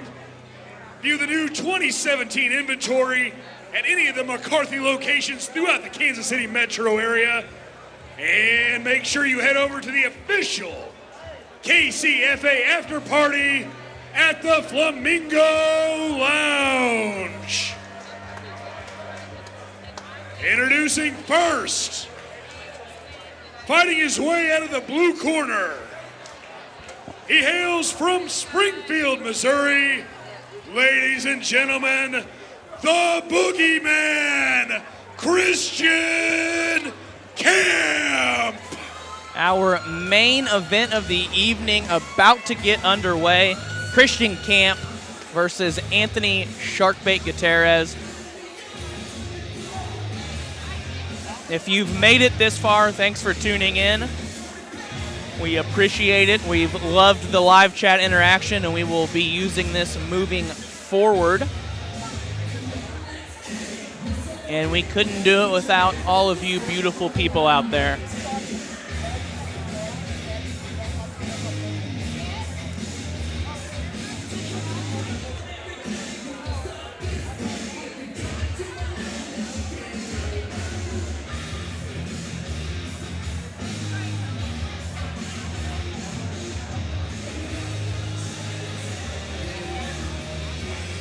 Christian Camp taking this fight on relatively short notice. I think it was 2 weeks' notice. Absolutely.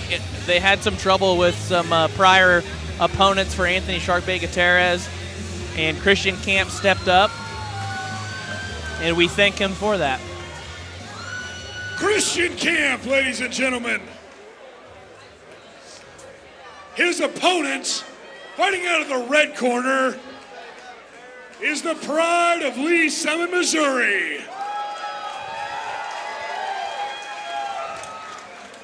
Ladies and gentlemen, Anthony Sharkbait Gutierrez.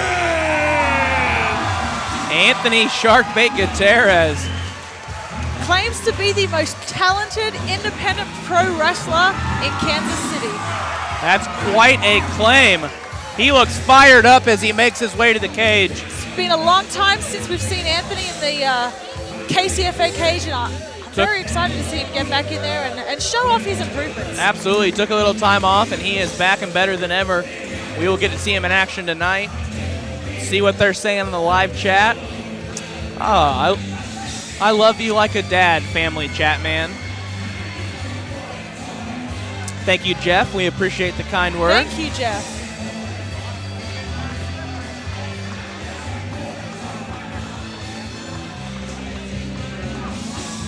Let us know how you think this fight's going to go in the live chat, our main event, as Anthony Sharkbait Gutierrez goes ahead and puts a little backflip on us as he enters the cage. Referee Mike England giving our main event fighters some last instruction. Anthony says no glove touch. And here we go. Oh! Big head kick right off the bat by Anthony Sharkbait Gutierrez. He will be active with that high kick early and often, I guarantee you that. Oh! Another big head kick. Flying knee. Christian Camp fires back with some good shots. Goes for the takedown, stuffed by Gutierrez. Let's see This is exciting. what the one they call Sharkbait can do from top position here. As Christian Camp looks for that takedown.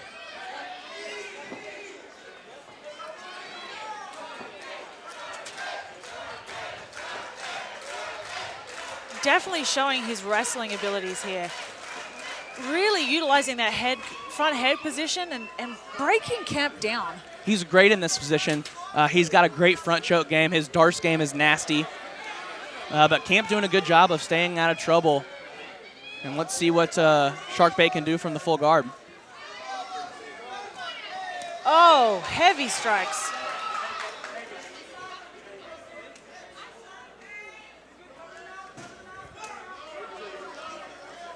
Camp doing a good job of keeping his guard closed, but Gutierrez just opening up with those big overhands.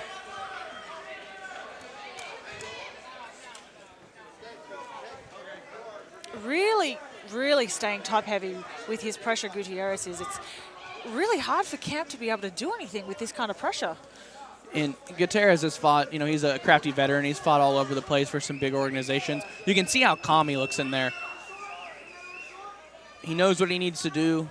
Christian Camp's doing a great job of defending from the bottom here and trying to limit the damage, but you can see the veteranness, I suppose, if that's a word, of Anthony shining through. Oh, definitely. Some solid elbows there, and he's really showing his experience here. He's calm. And he's starting to land some good shots. It's interesting. Oh, solid ground and pound. A lot of guys like to be in this full guard position when you're on top. It doesn't look like Anthony's looking to pass guard anytime soon. He's very comfortable here, and he's landing some big shots.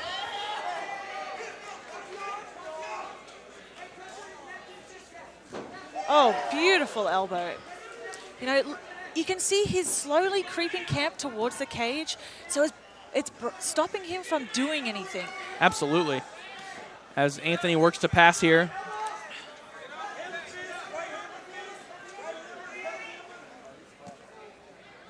Some solid shots.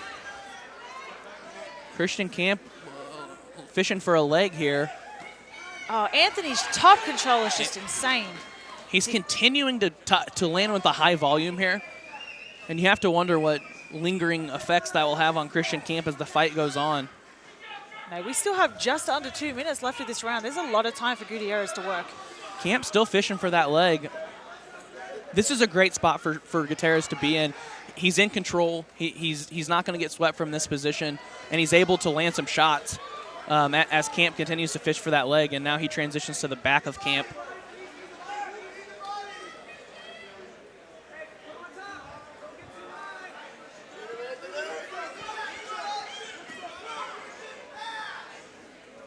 Gutierrez transitioning for the arm here. He's looking for the Kimura. And Camp does a good job of ending up on top, but Gutierrez holding on to the Kimura. Let's watch him work from his back here. I really like goes this. For the armbar. Great transition, but Christian straight into a triangle. Right into a triangle. Big elbows from Anthony Gutierrez here. He's got just over a minute to try to finish this thing, and he's landing some big elbows. And he looks to be very content with landing those elbows, but that triangle, let's see what he decides to do with the last 40 seconds of the round here. It's really showing his composure here, Gutierrez. Is really showing his veteranship. Oh! Great job by Camp to slide out of that and end up on top. 25 seconds remaining in this first round. And Christian Camp showing some life. Seems to be going for that. And Anthony's out. great job by Gutierrez to Oh! get out of that. Oh! Big finish. Good knee to the body. And I thought Mike was going to step in there, saved by the bell. Camp looks to be out of it. I don't know if he's going to be able to continue. Mike England just walked away.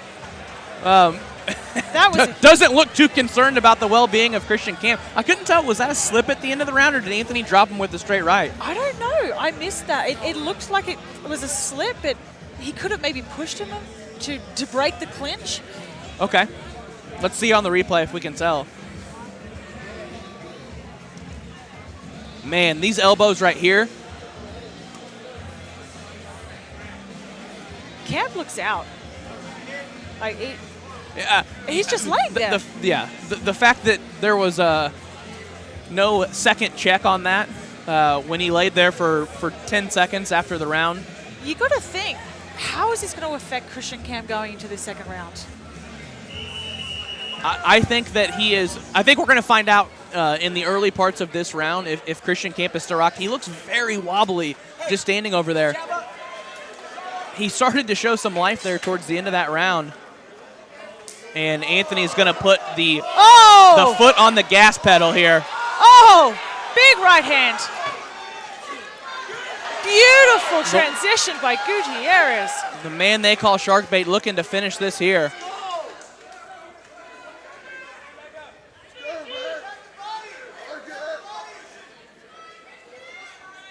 It's been all Sharkbait so far. As he finds himself in a familiar position with a lot of time to work. Heavy ground and pound. Little armbar attempt here by Camp as Gutierrez is able to slide his arm out and use it to pass. Threatens with another armbar. He tries for the leg. You got to give it to Camp. He's active off of his back here. He's not laying there and taking the punishment. He's looking for finishes. He just hasn't found success yet. Gutierrez getting a hook in. Can he get the second one?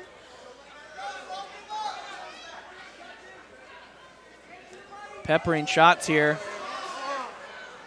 to the scapula.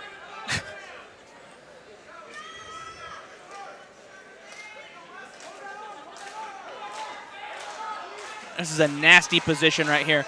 Oh. Gutierrez has that arm trapped in an uncomfortable position, and Camp can't move. Oh. This is a very real finish here. As he lets go. Now he's peppering him up, softening Camp up. This is very, very impressive by Gutierrez. He's definitely showing some major improvements. Absolutely. And he's finding places in this fight.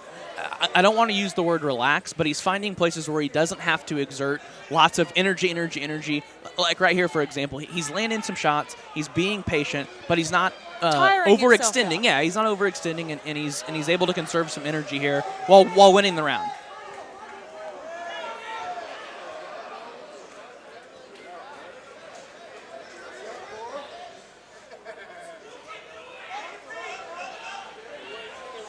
Camp looking. He's still being active. I'm very impressed. Like, his tenacity, he's still trying to work. Absolutely.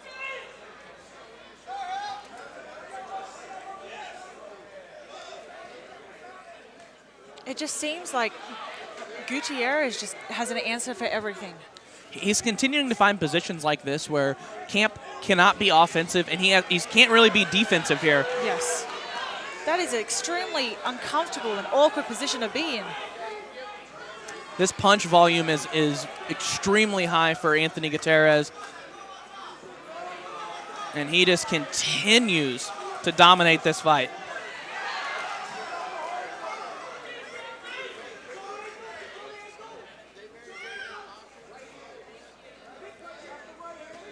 Oh, big right hand. You definitely have to give it to Camp. He's showing his toughness tonight. Absolutely. He's climbing up for a triangle here, but Gutierrez was able to work his way out. Oh, transition straight to mount. Still tons of time to work. We have over a minute and a half left to work. Oh, big elbow.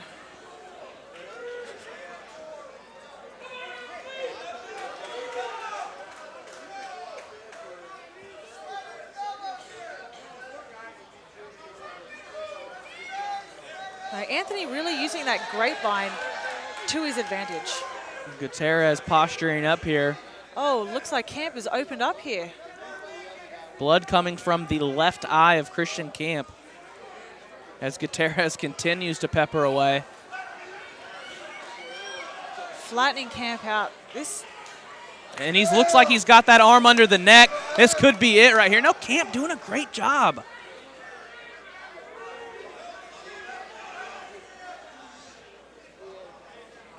"30 seconds remaining in our second round of this main event. It's been all Anthony Gutierrez so far. Now he continues to land with an outrageous volume. He's just transitioning so well. He's not letting Christian Camp rest. He is not. Less than 10 seconds left in our second round. It looks like we will be going to our third and final round here. And Christian Camp is just laying on the canvas. Might need to get a doc in there to take a look at him. Jesus Christ. I mean, are we going to seriously let him keep fighting? He just laid on the ground. He just called it off. And that'll do it. Referee Mike England making the right call. Christian Camp cannot continue. Anthony Gutierrez, second round TKO victory. Huge improvement shown by Sharkbait. He dominated from start to finish. He never let Christian Camp be offensive, and he kept his foot on the gas. I can't believe the ref just let him lay there unanswered for at least 10 to 15 seconds. He did it at the end of the first round. It didn't look like Mike was worried about it. And then at the end of the second round, it might have been even more egregious that he let him lay there.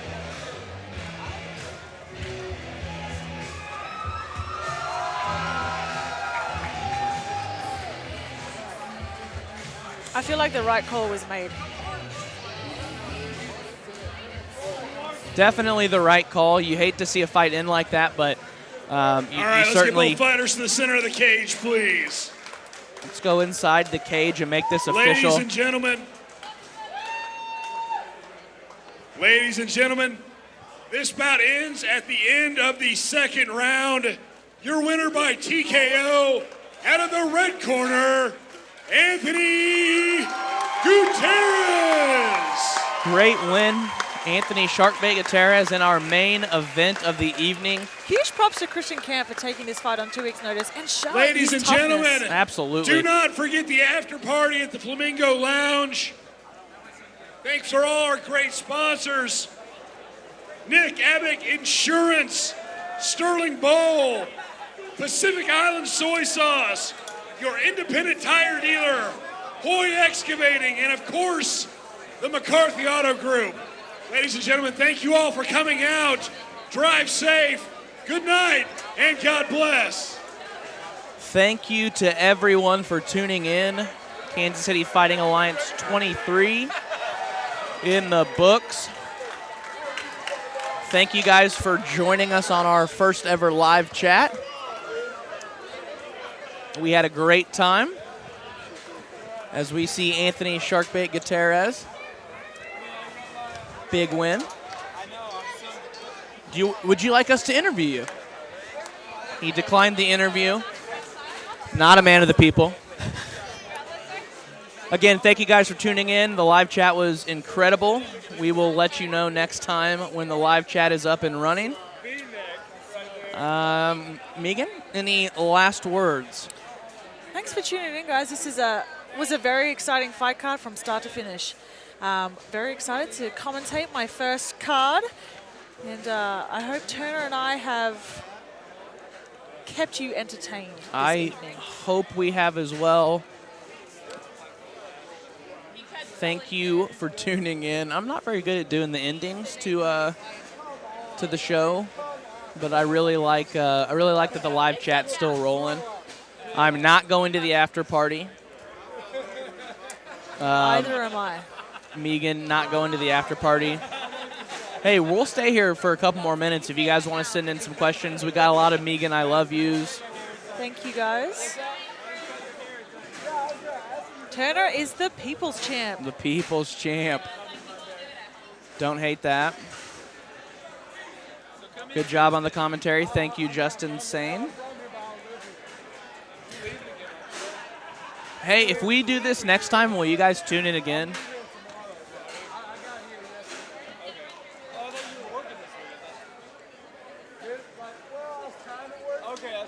The live chat just rolls on.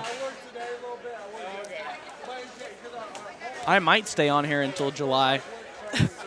I don't have much of a life outside of commentating regional MMA shows.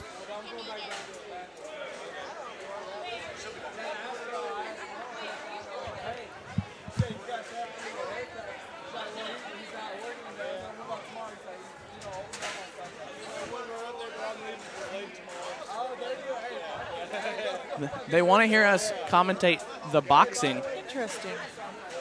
Give us a link and we'll watch it. I actually want to go and watch the Canelo Chavez fight. You heard it, guys. We are signing off. Thank you guys so much for joining. We appreciate it. Please join next time.